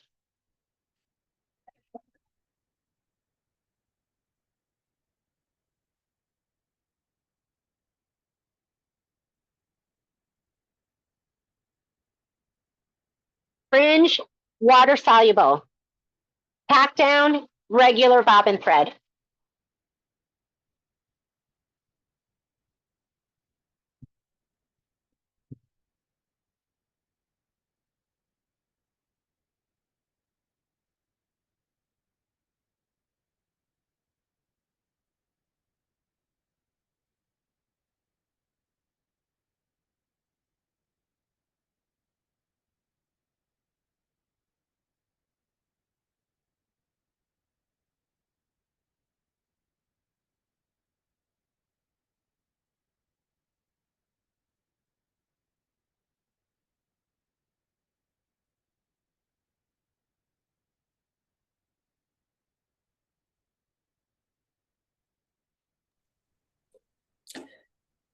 I have a color question.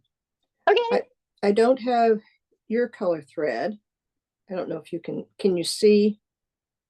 Who is speaking? Because I only see three Eleanor people. is speaking. Okay. Oh, I see you, Miss Eleanor. Okay. I don't know if you can see my thread or not. I'm going to take a peek at it. Let's see if I can get. Can you hold it up closer, like your chin area? Like that? Yes. Yeah. Okay. Yeah. I have that. And I have this. That looks more green to me. I mean, for me, I would go with the one that's more blue. Okay. But that's, that's just me. Yeah. I say you pick whatever makes your heart happy. Look at me. I was going to change this and you don't want to change that. This is staying in for all of it. What we're changing out is our bobbin. And I love teal.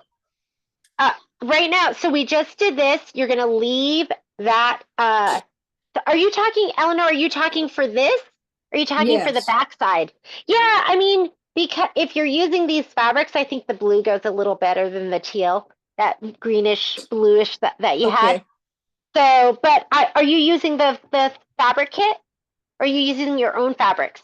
I'm using your fabric kit, and I'm using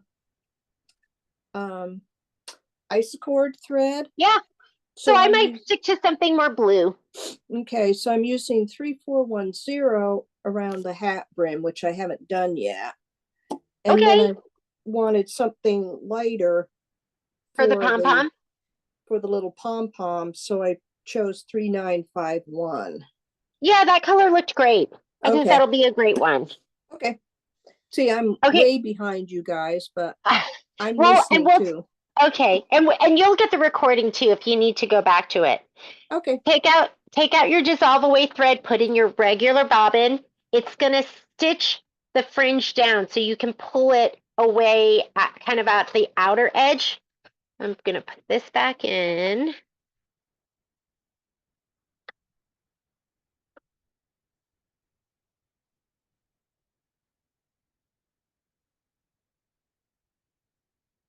And it's going to stitch like right on the inside edge. This is going to hold the fringe down. That's the process.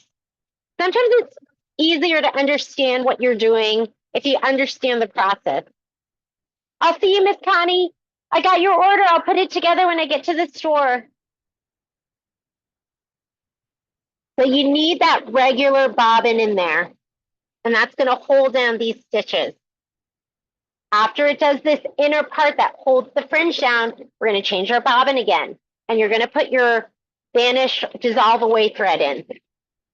And I think there's other threads, dissolve away threads out there, but this is what I use.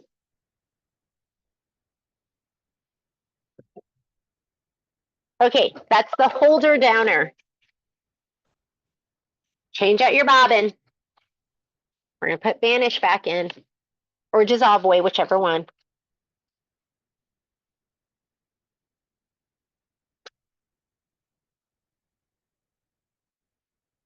Even if you are, if you're doing this with a visible thread color, you've got to switch it back and forth because you can't, let's say you're using red as your visible thread color in the back. You've got to differentiate between that thread and the thread that holds it down that you don't want to cut. So you've got to switch back and forth for each one of these. You do the fringe with a visible color, then you pop in your regular embroidery thread for the stitches that hold it down.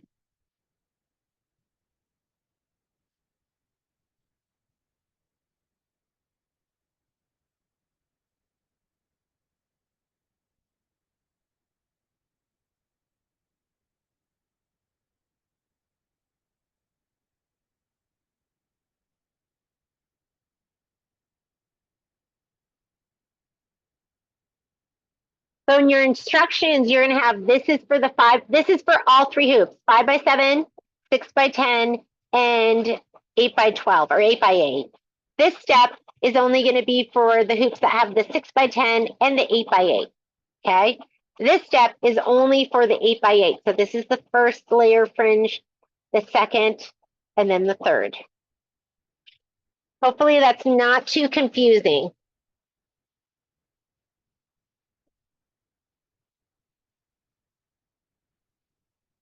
Yeah, and if you are a couple steps behind and you need help, just let me know. I'm here for you.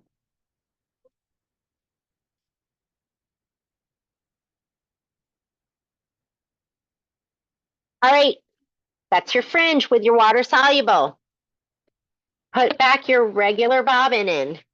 That's going to do the stitches that hold it down, holding down that second layer. It's going to be on the inside.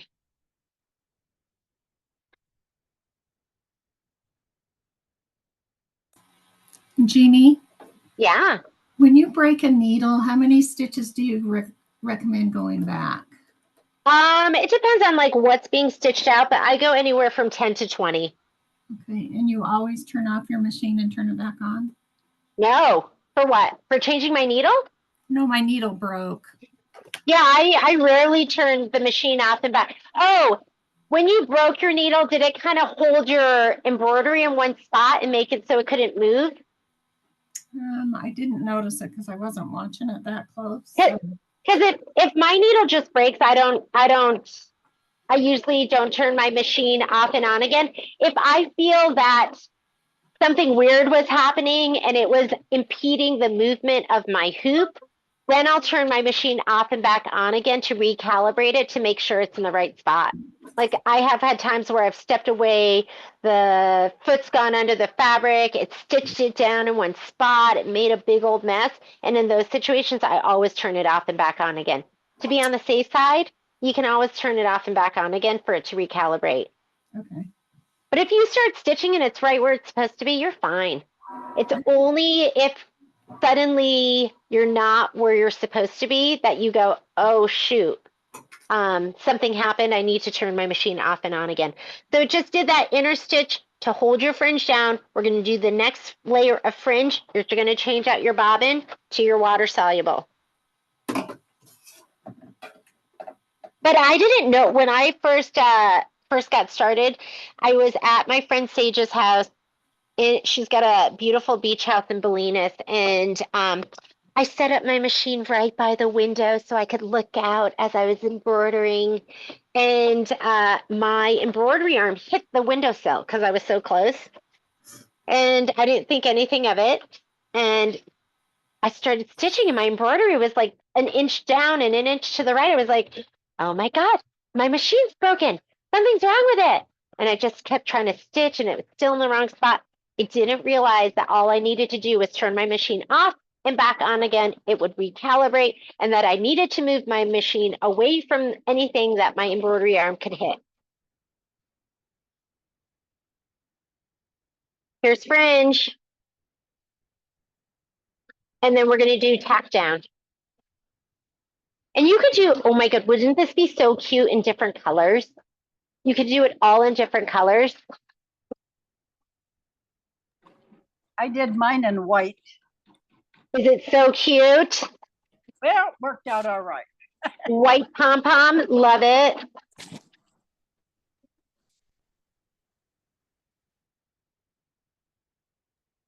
That's a great idea, Jeannie. Yeah, different colors would be so adorable. You can see what step you're on. We're on step 24 out of 32. So that is right here, the last step. And we're going to put in your regular thread to hold down that fringe. And it kind of sews in the center, like the very Jeannie? middle. Yeah. When I, just a little hint for removing the water soluble, I use a toothbrush on the back dipped in very hot water, and it works perfectly. I have no problem removing that water soluble thread. Yeah, and you know, so a lot of times they say to use just regular cold water. I find warm water works better. Like if I'm doing dissolve away stabilizers, so that's like great. Yeah, you could, and that'll kind of loosen it up a little bit, right? So get some hot water, dip your toothbrush, and just kind of brush it on there to get all those threads. Because I did have trouble getting like some of those out. So if you guys want to grab some water, some warm water. So once we're done with this, this is the instructions. Turn to the back. Be sure to keep the project in the hoop. Do not take this out of the hoop. At this time, and be careful not to loosen the stabilizer, remove the fringe bobbin threads as follows. If water-soluble bobbin thread was used, spray the fringe stitches with water to dissolve the bobbin thread. Immediately use a fingertip or a wet cotton swab or a toothbrush and like use some warm water and rub the water soluble bobbin thread. You should start to see small thread loops pop up on the back. If a visible colored thread was used, use snips or a seam ripper. This is super hard. I'm telling you, this was hard to find those threads and pick them out in between. But if this is your first time and you don't have the water soluble thread, you're going to try and get the thread color that's visible and snip it. Be careful not to clip any neutral colored bobbin thread. These stitches hold the fringe in place. All right, I am done with mine. I should you get some warm water and do the little toothbrush method because I'm sure that would be like so much easier. But I like a little pain in my sewing and embroidery. Just kidding. I'm just gonna take this. And the thing that I use that I think that makes a difference too is when I pull out my fringe, I like to use my precision tip tweezers, these, and I'll just put them into the stitch and kind of lift them forward. I'll pull them forward. So I'm going to just flip it to the back. I'm going to get my water, my color therapy. And I do, you know what I have? I have my chenille brush. So why don't I use that? This is like kind of like a hard bristle brush. I'm just going to.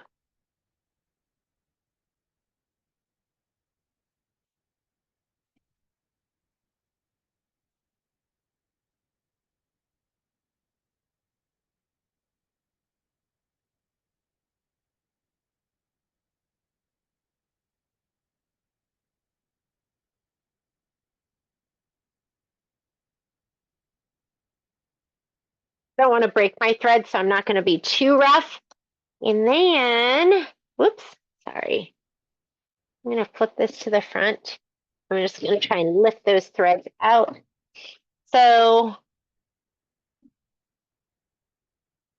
I like to put them in here and just kind of pull them. Hang on, let me put it over here. Don't be too rough, but see how the loops kind of just come out? And then you're gonna do, I would go around in one circle and then go around the other direction. You don't want to pull so hard that you break those loops.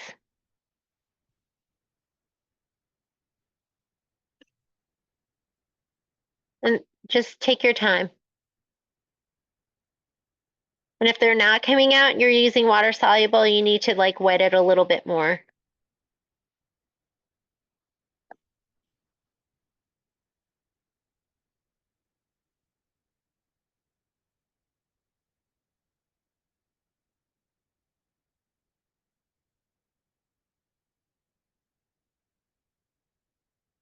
I'm just going to rotate this.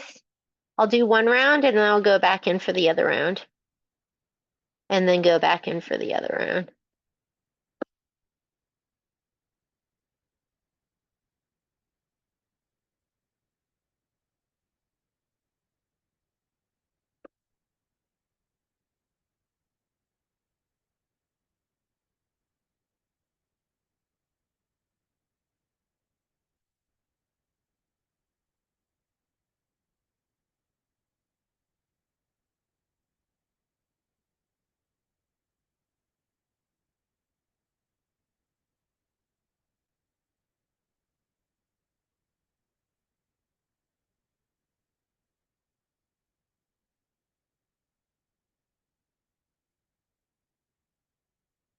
Be careful not to loosen your stabilizer and your fabric out of the hoop.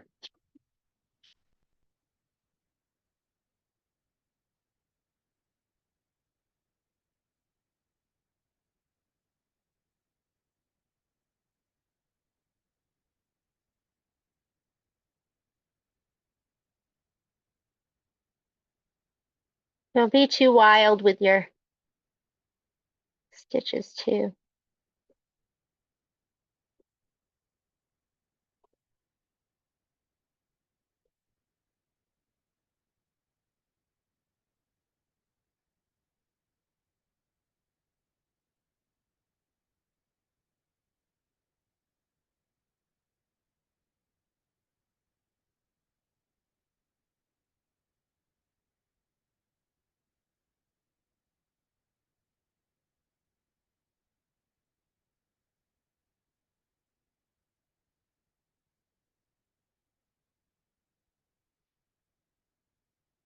You can pull like the top ones back so you can see.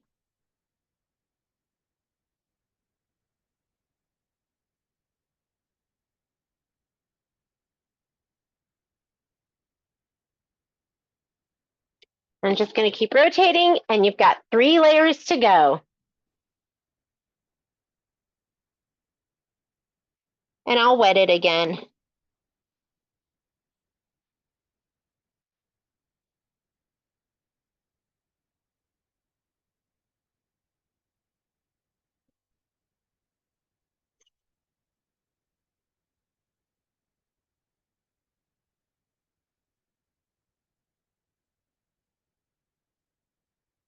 Or you could just get a pom-pom and slap it on there, right?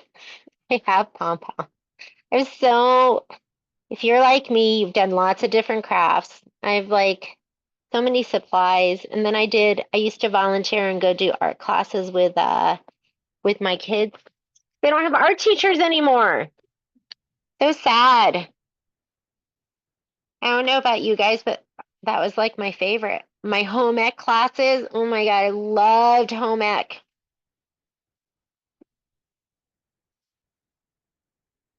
Actually, we didn't really have, I had sewing classes. We didn't have home ec, but I would have loved home ec too. Be careful and don't pull out your quilting stitches.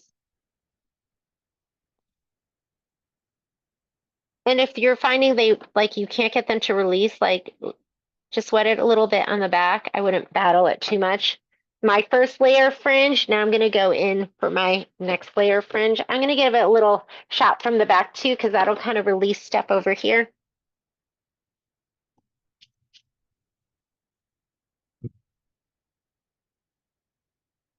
My school had, I think everyone did you guys do woodworking?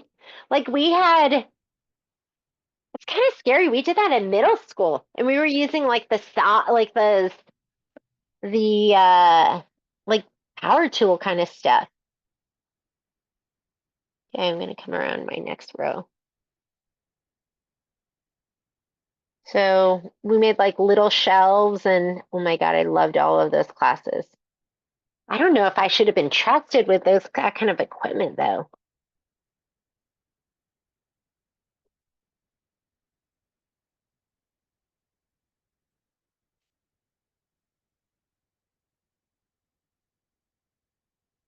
And then our school had jewelry too. And I loved that. Learned how to like solder and so you can kind of see where the next row is. You can see right here where it's stitched down to hold it down, and then this is like your next row. This one's coming out really easily.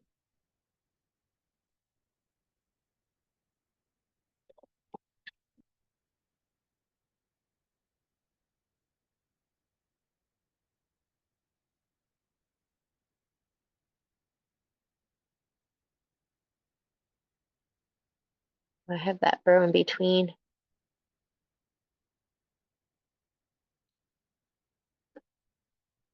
Get as much as you can. If you don't get everything, it's okay.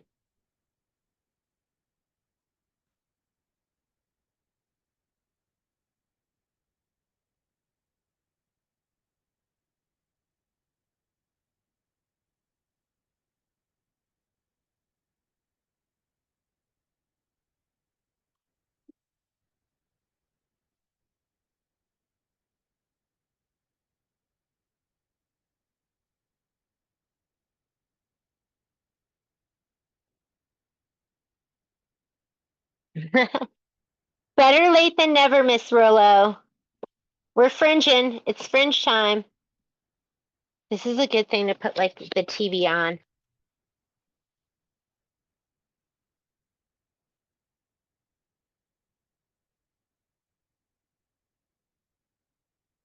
Every time I said snow time, I would start singing in the store. I'd be like, there's no time like snow time. I don't know, it just went.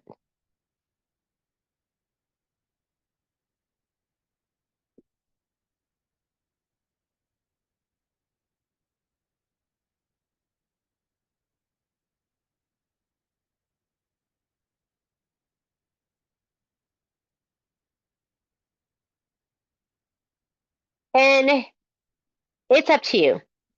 How perfect do you want your pom-pom? You know, you could keep going and get every single little thread, or you can just kind of fluff it up. And once it looks good enough, I say it's good enough. You can always go back.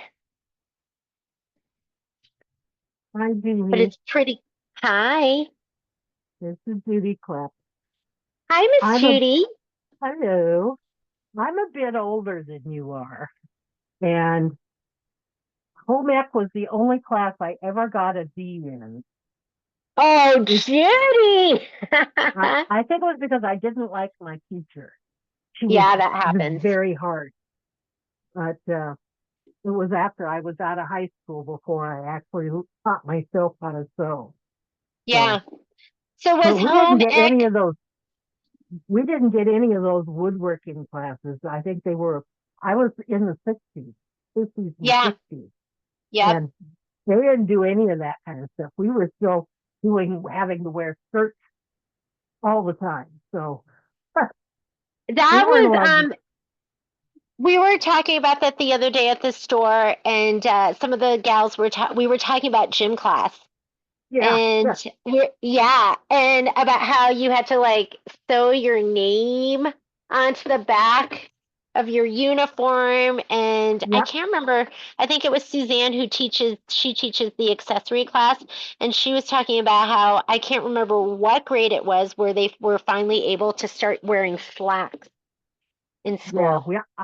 I graduated in 1965, and Yep. we had just been allowed to go to pants when it was cold out.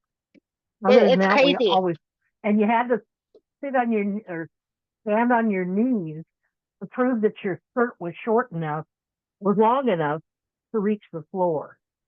Isn't that, and now look at the girls. Like Violet used to I come know. downstairs in high school, and I'm like, excuse me, why are you standing like that? Because she would stand all hunched over. I was like, stand up straight, please.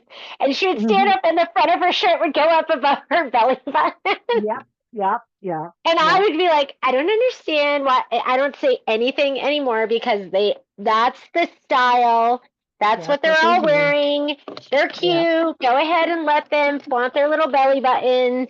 Yeah. So, because even when I was in school, we wore oversized was the thing. So may I You know? on this conversation? Yeah.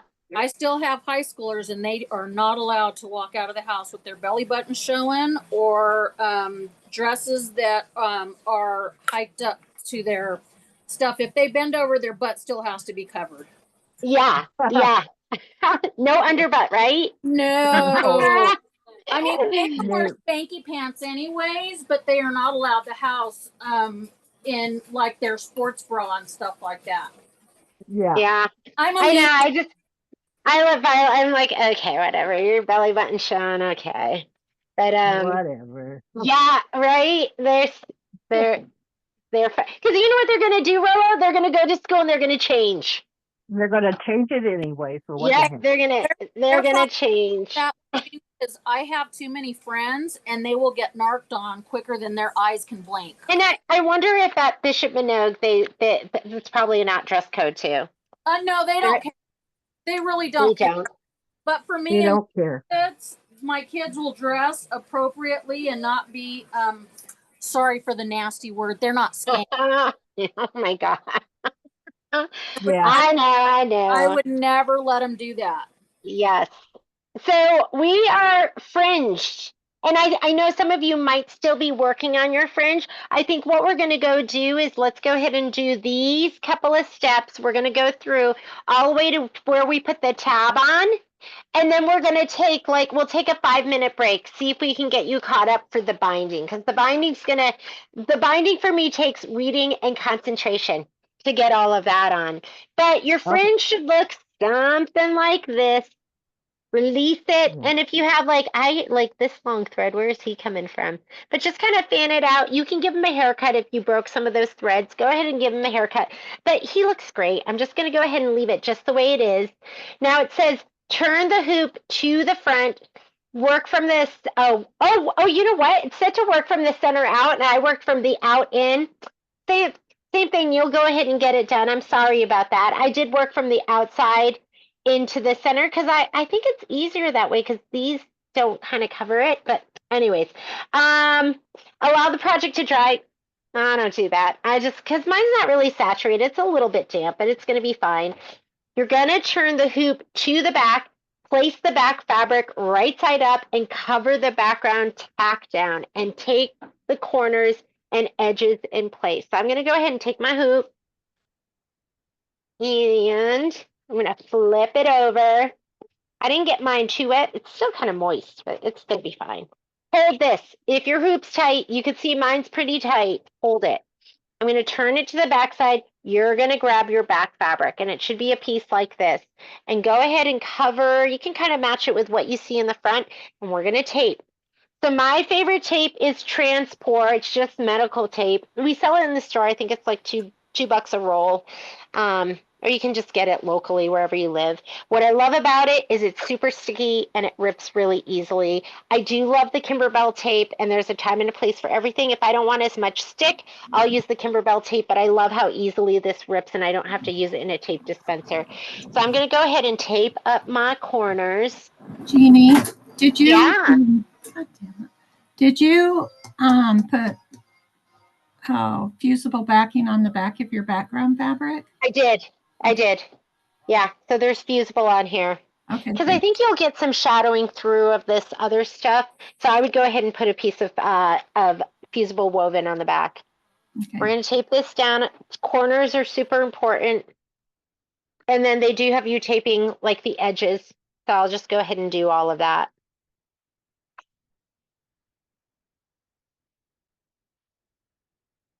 Here we go.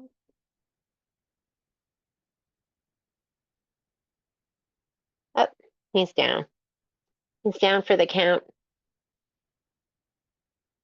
And then using a visible, I can't remember what thread is in there. Oh, it doesn't say vanish, so it's my regular thread.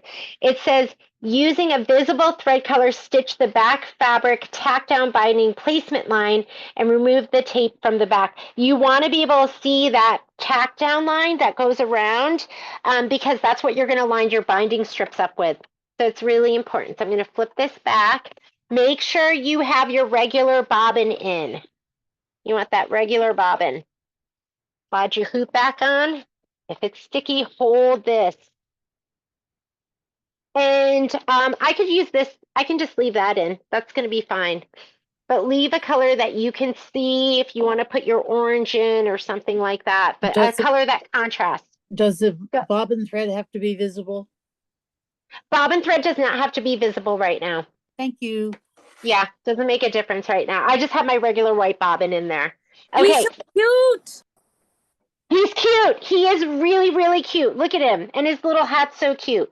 And if you want to save time, because that probably took us, what, like 15 minutes, 20 minutes just to do the pom-pom, you could just leave it. You could stick a pom-pom on. You could just leave it embroidered. It looks cute both ways.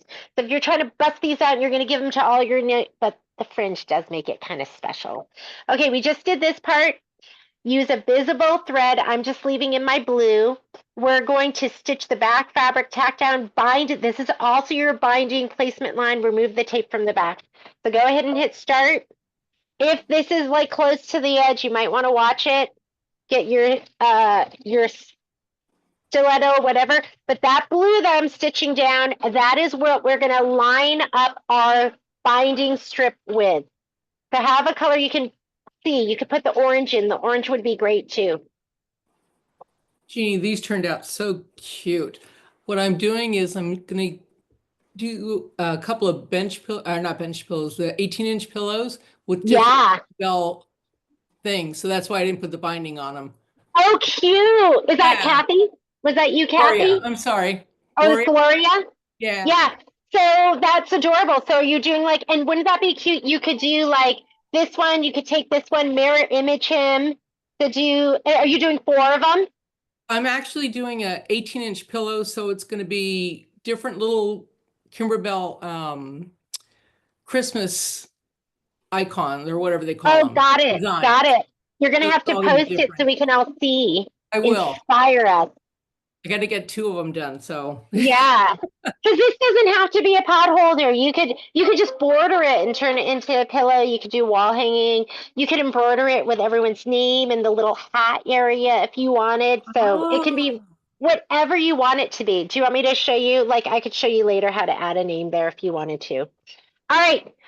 You're gonna go ahead, remove the tape from the back. So I'm gonna slide this off. I'm gonna remove the tape from the back. Flip it. And this, I'm just going to stick on the edge of my table. I'll just use it all because it's still sticky.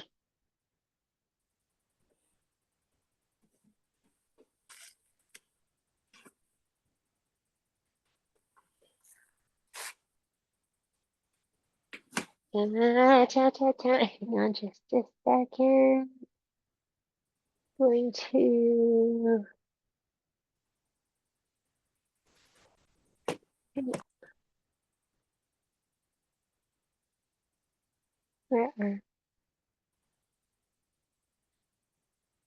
Just go ahead and take off your tape.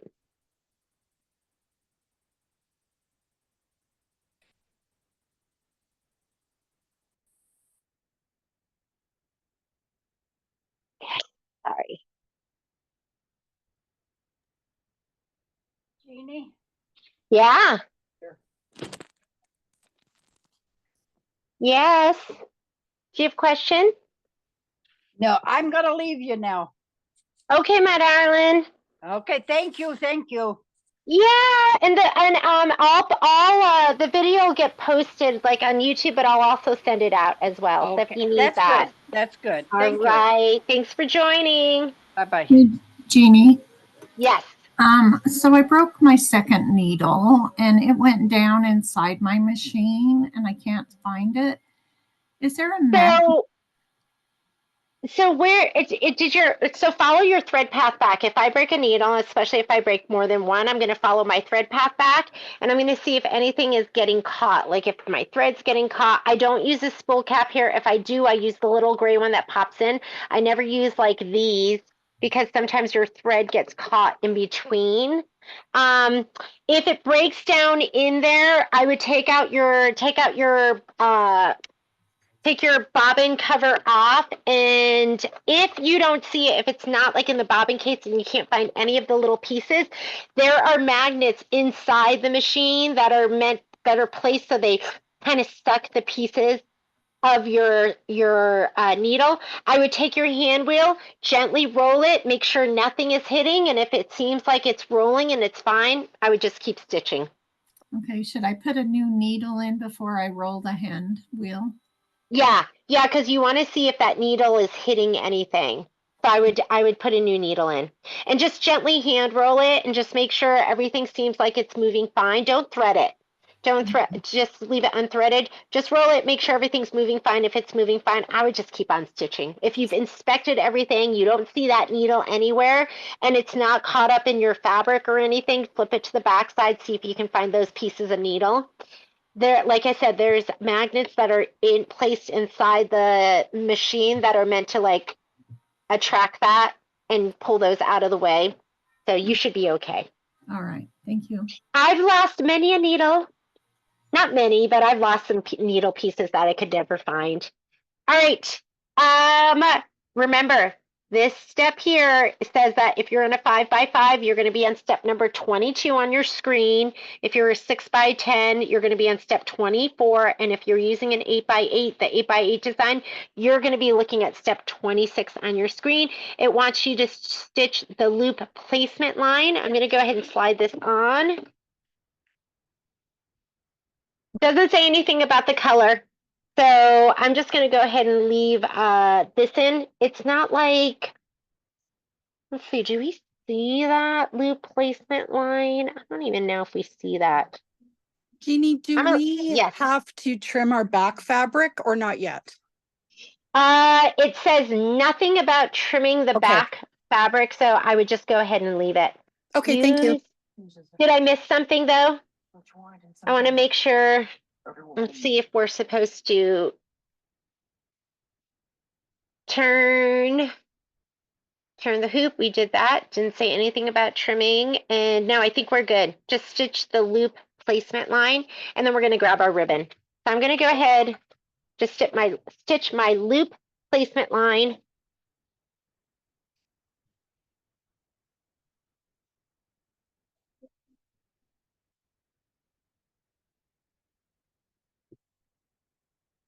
And let's grab your ribbon. You should have a piece of ribbon in there.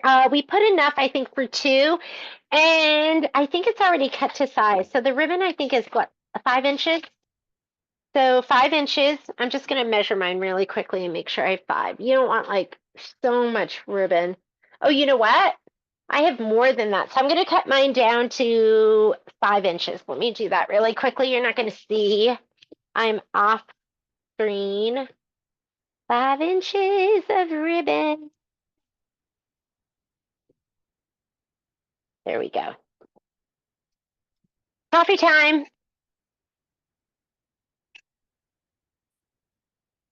There we go. And it wants you to fold the ribbon in half to form a loop, finger press the fold. If you're using a ribbon with a wrong side, fold the wrong sides together. So if it's pretty on one side, take the wrong sides and fold them together. If you have a kit, we just did white. Is it grow? I never know how to say it. Grosgrain? Is that how you say it? So I'm going to finger press it right here. Remove the hoop from the machine. Turn the hoop to the back. I was already removed, right? Should have just left it removed. Oh, no, we weren't because we had to sew our placement line. Turn it to the back and turn the hoop to the back. Place the ribbon loop with the cut ends a 1/4 inch over the placement line. So it's hard to see, but there's my placement line right there on the edge of my finger. We want it to be a 1/4 inch over ribbon. So here's my raw edge. That would be lined up with my placement line. It wants a 1/4 inch over, so I'm going to just nudge it over. I'm going to line up my ribbon with that line of the fabric, the diagonal line. That's about 1/4 inch. And then we're going to put a piece of tape, and it wants it to be right here on the inside. 2 pieces. Here's your fold. Your fold is inward. The raw edges are outward. And look, I have all this tape left over from just using it before. And it's nice and sticky. I'm going to use it again. Okay, again. Fold towards the inside, raw edges on the outside. And if you could see my placement line is about here. So I put my raw edges about a 1/4 inch over. That is going to be your loop. So it says, cover the folded end of the loop with tape exactly as shown. I think that's pretty exact. Maybe not perfect, but stitch the loop, tack down line. So we're going to go ahead and slide this back on, and we're going to do the tack down. And it's showing you that color does make a difference, and it wants you to put in the dark blue, whatever navy blue you're using. I'm going to take out my light blue, and I'm going to put in my dark blue. I love it when you ladies and gents, take the design and just do something completely unexpected. I'm like, must stitch design. And I just do it exactly like it is there. I actually can be creative sometimes. Someday I'm going to have time to just be creative. Okay, this is going to be your tack down. Hopefully you taped it all down so it's not flipping around on the back side, but you should have taped that down. And we just did step 46, depending on what size hoop you're doing. For me, it was step 27 of the stitch out. We are now on to page 28. Here we go. I wrote in here, get a stiletto. You might want something that's not your finger to use to hold down binding and stuff like that. Let's get caught up. It is, well, here it's 12:48. Why don't we give you, I'm going to give you 7 minutes to get caught up. So if you need help, and I'll stay right here so I can walk you through anything, but if you need to get caught up, and then the rest of you just use this for a break, but I want to do the binding strips all together. So we are going to reconvene in 7 minutes where it'll be 12:55 my time. Wherever you are, it'll be 55. Okay? All right. I'm here. Anyone need help? Jeannie, Yes. I can't turn the wheel, so I might see you down at the shop. I gotta take my. So I can't finish my 8x8 hoop. Wait, so you can't turn the wheel? Are you sure the bobbin case is in right? I took the bobbin case out completely, and I can't. Okay. I can't turn the wheel with the bobbin case out. So, Took hang the on. plate off. It's hitting. I took the plate off. Oh, it's dirty in here. Don't look. It's okay. I know. I need my vacuum. I brought home another one, but I haven't charged it yet. But oh wow, this is embarrassing. I took all of that out. I took the bobbin case out. So I had no bobbin case. I tried to rotate the wheel and it won't go the full rotation. So okay, got it. So come see us. Yeah, come see us. We'll take care of it. Okay. Thank you. Well, you're welcome. While we're doing this, let me see. I think I brought another vacuum home. Let me see if it's with my stuff. It's time for me to clean. I'm gonna clean out while I'm waiting. Does anyone? Mine is embarrassing. Shoot, honestly, I can't remember the last time I took off my needle plate. So I know some of you are like, like when you're done with a project, you clean everything out. I do it as needed, which is really bad. I'm like, oh, something's wrong, and then I clean. Jeannie, will you be emailing the link for the recording? Yeah, I'll send the link out to whoever's in the class today. And there is also a pre-recorded class that you can always just go and you can just go to A1 onto our YouTube page and it'll be there if you put in snow time, but I'll send this out. Okay, thank you. You're welcome. Jeannie, this is Gloria. I'm going to leave the Zoom class now, but you have a wonderful day and we'll talk soon. Thank you so much, Gloria. We'll see you. Okay, thank you. Bye-bye. Yep. So here, I'll give you, yes, go ahead. This is Eleanor. I have to leave you, but I look forward to the video so that I can follow along with it when I get to the binding part. Yeah, I'll go ahead and I'll send that to you. It'll go out. And I think, it's the second time. Second time usually is better than the first time because when I do my first video, I've never done it before. I just kind of read the instructions and go with it. Okay. All right. Yeah, I'll send that out. Okay. You're thank welcome. you much. Bye. Bye. Okay, we've got 3 more minutes. Get caught up. If anyone needs help, let me know. I love this. So I'm going to go ahead and use this to kind of clean out. This is like one of my favorite attachments is this one because I can kind of use the brush to loosen stuff and then it sucks it all out. I don't think these come charged. Oh, look at that.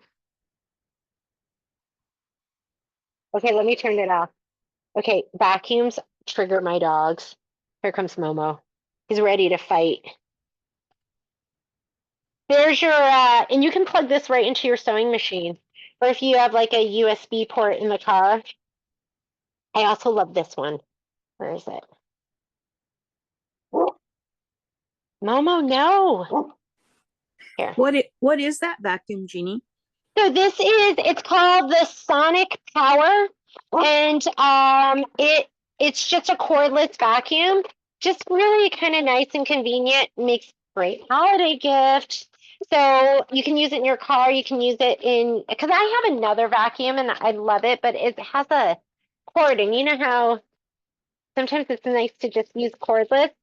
So we have one at the store that I'm using there as our demo. So I was like, oh, that was mine. So I brought home another one for me to use. But here's my little charger. So you just charge it up. It's just cordless, rechargeable USB. And but I don't know if you can see my bobbin area right here, but it is nasty. So I was thinking I would just clean it out right now while we're waiting. I've got 2 more minutes. So then you can just twist this off to clean it out. There's a little filter in here and you can clean it. And it has I think it's 3 settings. So hold it to turn it on, and then you can boost it. I think that's telling me that it's almost dead. Sorry. Jeannie? Hey, yeah, let me turn this off. Yes. It's Susan. Hi, Susan. Okay, I had pre-prepped my binding, so I had made it at the 25.5 inches because I'm doing the 6x10. Okay. It worked out perfect. It did. Oh, good. Good. Because at the big one, I don't know, it was too much fabric. And I think people that have done it kind of confirmed that it was too much. So for those of you that are doing the 6x10, go ahead and just leave it at the recommended, length. Yeah, I was really careful not to stretch it, and I was very skeptical about this. Yeah, I was too. I was like, okay. Yes. So that is good to know because I haven't done that size. So if you're doing that size. It's little for a hot pad. I think it's just going to be a decoration. Yes. It would make a little gift you can give away or something like that. All right, I think it's 12:55, so we are going to go ahead and get started again. I'm going to put in my bobbin case. Don't forget, you have a little arrow right here that points at the dot. You should never be forcing it in. It'll seat in there really, really nicely, and it should have a little bit of a wiggle. And with the luminaire and solaris, you do have that one plate, this where you pull down and the plate changer. So I'm going to go ahead and put this back on, and we are going to do our binding strip. Tight. It didn't look like you had bobbin thread back in there. Oh, shoot. Thank you. Takes a village. Thank you. Thank you. Let me go ahead and put this in. I would have figured that out, but I'm glad you told me, so figure it out before we start. All right, let's go through our instructions. I would have something that's going to help you hold down your fabric, even if you have like a piece of tweezer, if you have a pair of tweezers, or this is my Tula Pink stiletto.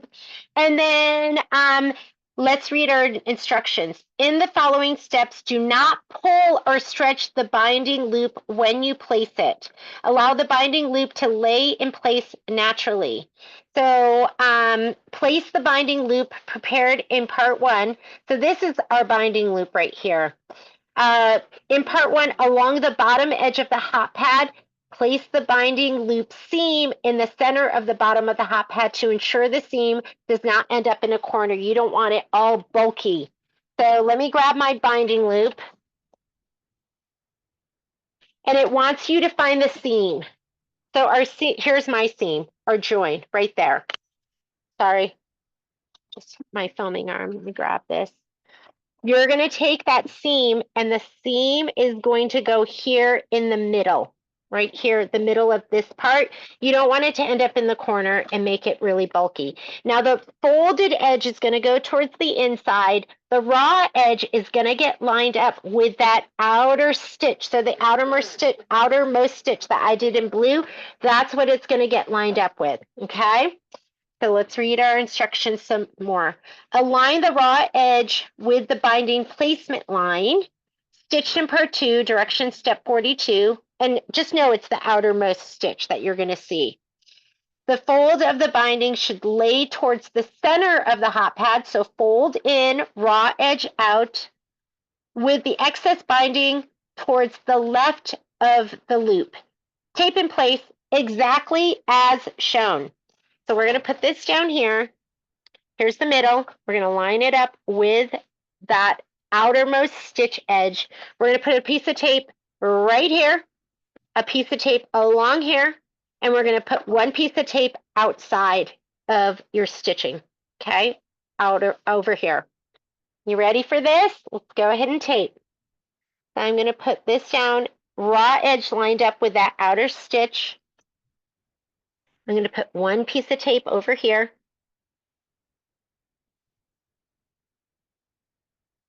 I'm going to put a piece of tape up along this edge, and I'm being mindful that my raw edges are lined up with that blue stitch that I did on the outside. Don't pull or stretch this. Just lay it down, let it lay naturally.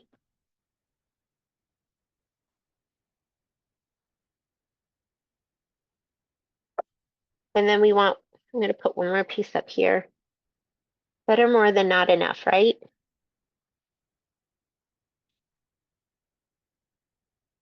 I'm just going to put that there. Are we lined up? That's good. All right. Stitch the bottom left binding stitch and remove the tape. So it's going to stitch right here. It's going to stitch across and down at an angle. You're going to be using your navy thread.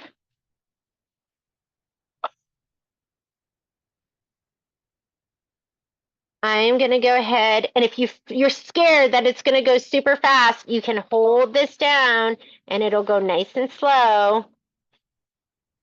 I'm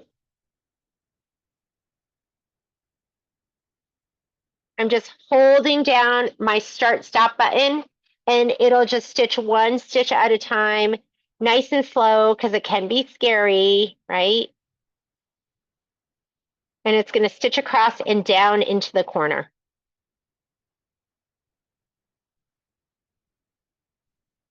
There we go.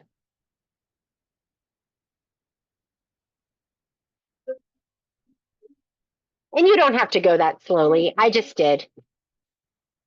Remove the hoop from the machine, rotate the hoop until the binding stitch is at the top as shown. Okay, let's go ahead. All right, let me adjust this.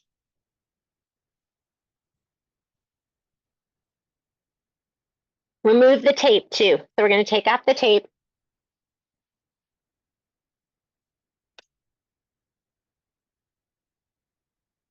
How we doing? Everyone good? Focus, concentrate. Don't be scared. We're together. It's safe. This is okay. magic. I know, right? For some reason, my thread didn't cut, so I'm just going to cut it. Happens every once in a while. You're going to take it and turn it. You're going to turn it so it's upside down, just like that. Just like the picture. Right now, we're on this step right here. Remove the hoop from the machine, rotate the hoop until the binding stitch is at the top as shown. Now we're onto this. Okay. Move the binding loop up above the project until it creates a vertical line parallel with the binding placement line at the corner. The binding will look like a backward L shape and finger press. We're going to take this and we're just going to fold it up. Straight up. And this is going to kind of make that little corner. We're going to fold it back and then just go ahead and give it a little finger press. Then we're going to fold the binding back down. Take your loop. Oop, mine's all up here. Let me get it out of there. So we're going to fold it up, and then you're going to fold it down. You're going to make a little corner right here. So this folded edge should be parallel with this. This edge, raw edge, should line up with my outermost stitch, which I did in that medium blue.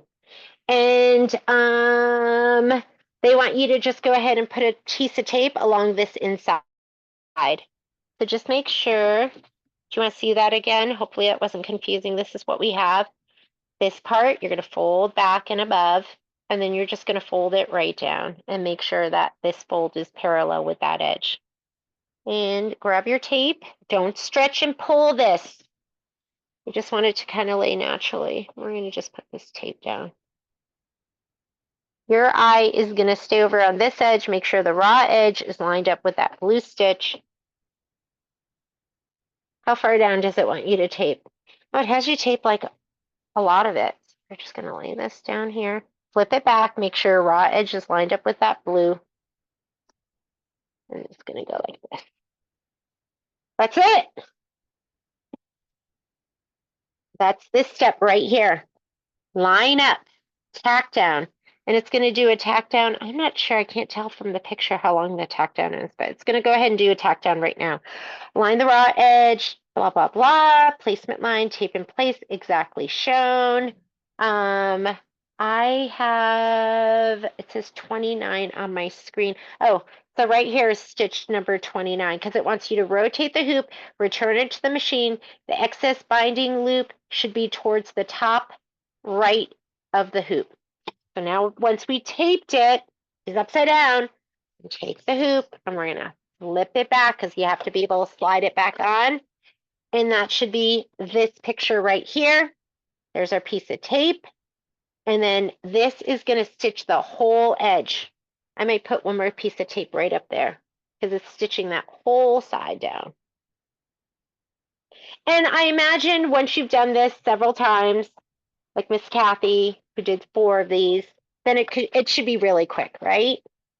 You're like, watch me now. Okay, you ready? The start can be the scariest to make sure everything's in place. So I'm gonna just let it go really slowly. I'm gonna hold that down right there. Oh, shoot. Okay, I'm gonna stop. I'm gonna hold it down. Holding it down will make it go really slowly. And you can slow your speed down. Remember, I am somebody that stitches at 1,050.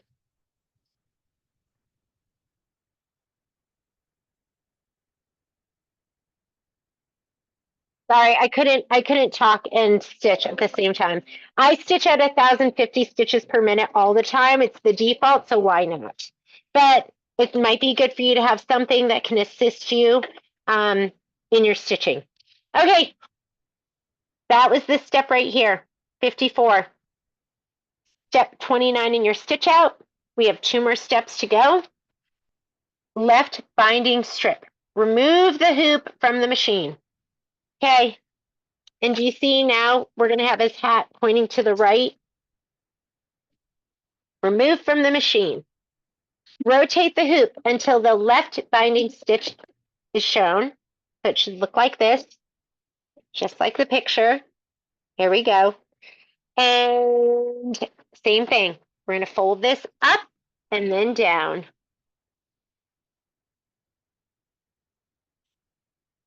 Fold it up. Did they say remove your tape? I'm going to remove my tape. Fold it up. You have that stitch that went right into the corner, so you know exactly where to fold to. Up like that, and then we're going to fold it down. Make a nice corner, line up that folded edge, and then we're going to go ahead and line up this edge, raw edge, with the blue outer stitch. On mine, it's blue. And we're going to tape this all down.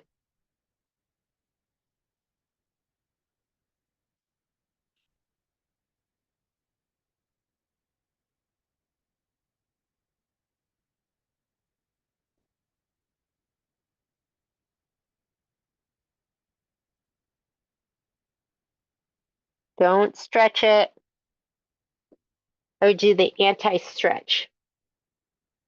So hard not to like pull it a little bit, right? I like my binding like a little taut, and so I will kind of pull it down a little bit. Are you good, Miss Susan? Okay, we'll see you. I know this one's kind of a long one. Yeah, I wanted to. Yeah, I gotta go, but I got it, and Yay! hand stitching. Oh, awesome! I know you. I'm gonna have to have one of you record the hand stitching part because it's not in my vocabulary. Someday. Yeah. Thank you very much. We'll see you later.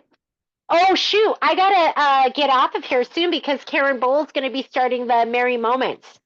So we're almost done. So I put it back in. If you look at your screen, it's going to be step 30. This is step 30 right here. It's going to stitch along the top. I'm going to use my stiletto just to make sure nothing gets caught. And then I'll just kind of, you know, I'll just be mindful. Just watch. Jeannie, I did mine in pink. Oh, is it so cute? Yeah, look at it. I have it up on the screen now. Hang on, let me focus here for just 1 second. Oh, look at that. I love it. So do you see, Debs? She's got a pink one up there. Hang on, I'll spotlight you. Okay. Very, Hang on, I'm gonna... very cute. I like it in pink. I love it. Very cute. Oh, it's a little blurry, but we get the gist, and it Yeah. is cute. What size hoop did you use? I used the 9x12. It's the big one. And Okay, it's the big size. yeah. And I used all the other colors except in pink. Okay, got it. I love it. It's adorable. Yeah, outside the box. You can think. We'll I'm see gonna ya. leave you now. Thank you. Thank you for Alrighty. sharing. Bye. All right, we are on this step. See where his nose is pointing? It should be pointing like this. The picture should match this. We're gonna fold it back. Well, let me make sure. We are here and we just did this. We're gonna fold it up, fold it back down to make that corner, and then we're gonna tape. Hang on, Mr. Momo. Look at, I don't know why my thread did not cut again. I'm gonna fold this back. And then we're gonna fold it so it makes that angle. You can give it a little finger press. Then you're gonna fold it back towards you. Oh God, I'm hoping my corner will work well. We're gonna give it some tape. We'll tape it along here, just like we just did. I need some new tape. I might let Mr. Momes out too.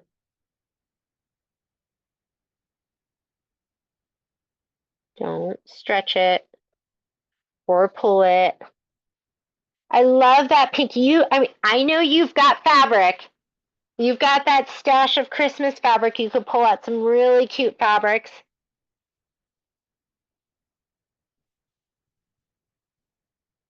And now it's going to sew this whole side.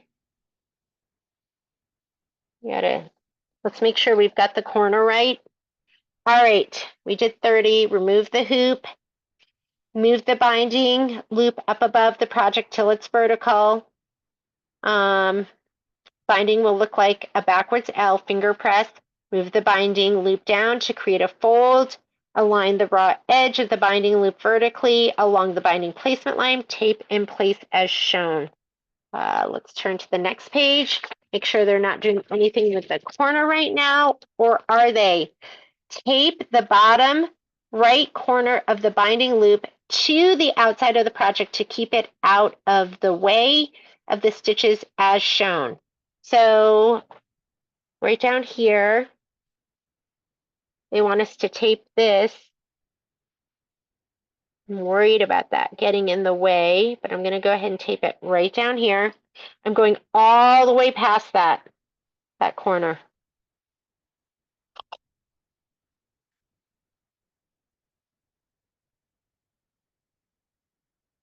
Don't pull and stretch.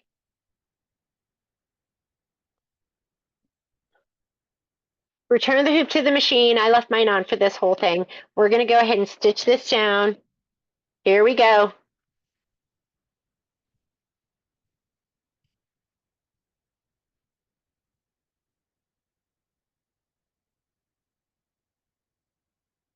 This part, make sure.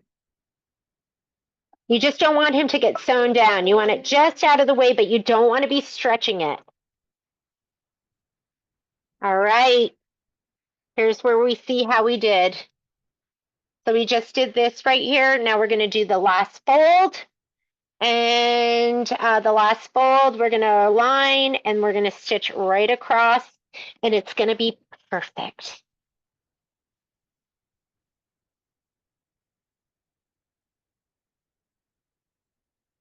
So you got to tuck this up so you have that diagonal. Make it third.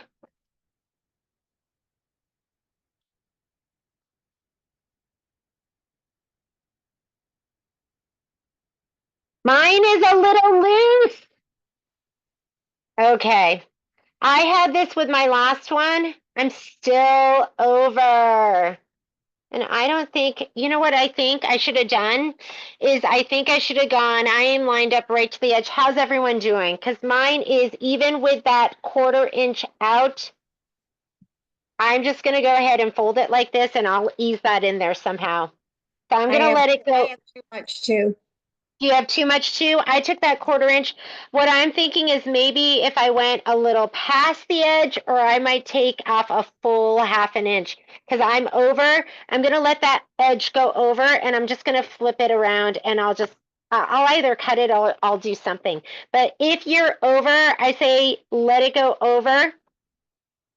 Don't worry about it. My other one, you couldn't even tell.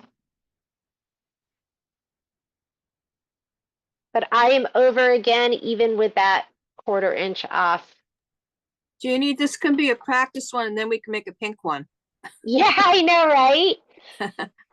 Yeah, so if you have it, don't worry about it. Let it go over because we're going to flip that around it and we can either maybe just cut it or let's see what we'll do. Just let it go over. Don't worry about it. I did not fill a thing by hand. I was just looking at somebody's message. Okay, ready?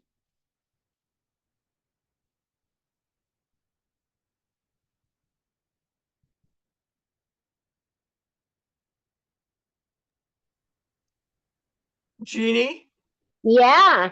I used the extra piece of batting and the Insulbright, and I guess with the extra thickness, mine turned out perfect. It was perfect. Mine's not perfect. You guys all see that. Hopefully some of you have it perfect. So hopefully if some of you don't worry about it. We're going to go and take care of that. You're not even going to notice because mine, this one, I don't even know what side. I'm sure it would be this side. This is the side where it was like too thick and you can't even tell. So it's going to be okay. We're going to make it work. All right. I used the Insulbright and mine came out perfectly also. Yours is perfect too. And I wonder if mine, like I am right at the edge. I wonder if I went just a little bit over, if it would have been, this is like almost how much I had on my other one before too. So it's a me thing. It's a me thing. So we Jeannie? just did, yes. I too with Insulbright is perfect. And I think maybe they kind of make it a little big because it's better to be too long than too short. That's true. So, That's true. And if I was going to do a bunch of these, I think I would honestly just sew a binding on like I would normally sew binding on, just like stitch it down. Because you just like, you don't know if it's going to match or not. But if you guys are doing it, it's perfect. And you get this down, it's kind of nice too. Like just do it beforehand where it's not on your project because that's always, a little more complicated. So we just did this step. Remove the project from the hoop, carefully remove the tape from the back of the project, carefully trim the excess stabilizer and all fabric edges close to the visible background tack down from step 42. So that's going to be that outer blue line that I have. Be sure not to cut the stitches or the binding. So we're going to go ahead. We're going to remove it from the hoop. We're ready. We don't have any more stitching. I'm going to come over here. Jeannie, real quick, Yeah. I'll show you my green one. Oh, we got a green one. All right, let's see it. Hang on one second. Let me find you because I'm going to close the chat window so I can see more. And let me get my view gallery. I'm looking. What page are you on? Oh, there we go. Miss Cindy. Uh-huh. I'm going to spotlight you. Cute. He's got the green hat. Very cute. Love Very it. cute. Super fun. Yeah, you guys can do whatever you want with these. You Very could cute. Yep, cute. Thank you. You can customize them any way you want. So I'm going to go ahead and take off all my tape at this point. I used a blue background instead of white with snowflakes on it. Oh, I love that for the winter theme. Okay, I'm going to pop this out. I'm going to remove the tape. Let me get this out of the way too, because I'm not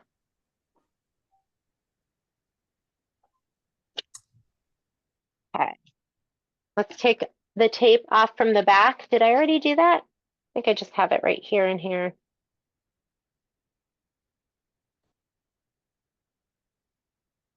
And we are trimming, I would trim from the front because you don't want to accidentally cut into your binding strip.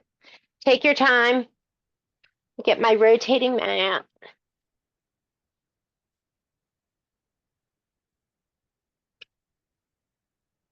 Got an itty bitty ruler. Where's my itty bitty?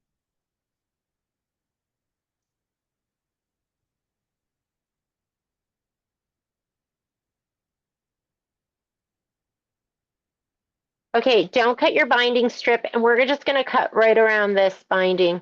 Be careful. Don't cut anything that you're not supposed to cut. You'll be sad. I'm shaking my ruler and putting it just like a smidge over that line, but I'm just going to trim right around this thing.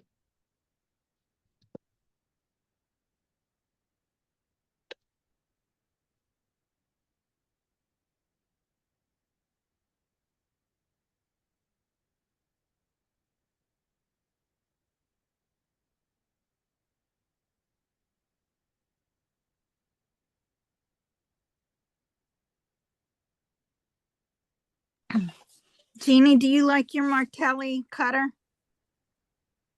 I mean, I've been using it a lot. I've been using my Martelli cutter and my other cutters, and yeah, I can't say I'm like, oh, it makes all the difference in the world to me. I think it probably will with certain people, depending on like if you have issues holding the other one.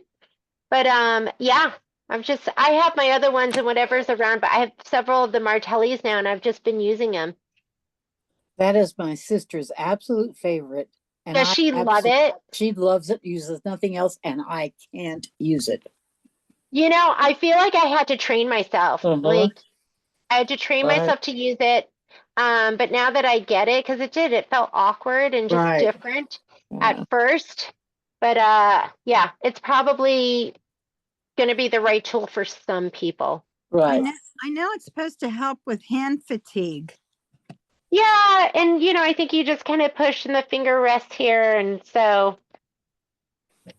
I think it's one of those things you gotta just kind of try it and see how you like it. But I did have to get used to it, like just closing it, and I love getting it started because you just roll it forward, and that will engage it, and then just flipping it forward, and just learning that simple motion was a game changer for me. So look at that. My thread didn't catch up there. Did you like that? Do you like that? So I'm going to have to take that over to my sewing machine. But you are just going to go ahead and fold this around to the back like you normally would and sew it any way you would normally. This is the corner where I have too much fabric. So I think what I'm going to do, because it is going to make it bulky, it's on the inside. I'm just going to go ahead and I think I might sew it. I might sew it right here and cut off the excess and then flip it because that is just a little too much bulk in the corner for me. Look at it. It makes it really fat and chunky. So, and for me, I'm going to machine sew it down, and I will machine sew it down from the front. Normally, I like to do my binding on the back and pull it out around to the front, and I sew it from there. But I will go ahead and just maybe just stitch in the ditch. You know, Michelle does all those beautiful decorative stitches, and like, maybe I'll do one of those. I'll just do something differently. Any method that you want, you are going to, and if yours didn't sew down like mine, you're going to go ahead and fold this over, just press it down and go ahead and sew it down with any method that you're most comfortable with. And I'm going to end it there. And I'll go ahead and finish that on my own because I do have to run that stitch here. Sorry. And then I will go ahead, like I said, and I'm going to sew this. I'm just going to sew this kind of here by close to the edge, and then I'll go ahead and clip it away so there's not a lot of bulk in there. But that is the end. And thank you so much for joining me. That was binding in the hoop. if you've never done that before. And then you'll just go ahead and stitch this down any method that you want. Thank you so much. Jamie. Thank you, Jeannie. Yeah, I hope you'll go ahead and post some of these on our A1 Sew Along group on Facebook, the ones that you Thanks, complete. Jeannie.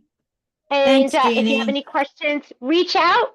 And I will see you guys next week on the live feed. And if you're joining us for Wallflower, I'll see you next Friday. Oh, good. Thanks, Oh, Jeannie. All Jeannie, right. will the kits be some for Wallflower? Who's asking? Carol in Arizona. Oh, Carol, I think, I don't know because I'm filling them in order of when the Right. orders went in. So Right. if you don't get it next week, you'll get I it the week after. I Yeah. understand. Okay. All right. Thank you, All right, dear. Miss Carol. Bye, everyone. We'll see you Bye, later. Jeannie. This was fun. Thank you. It's always fun stitching with you guys. Okay. Bye. It was fun.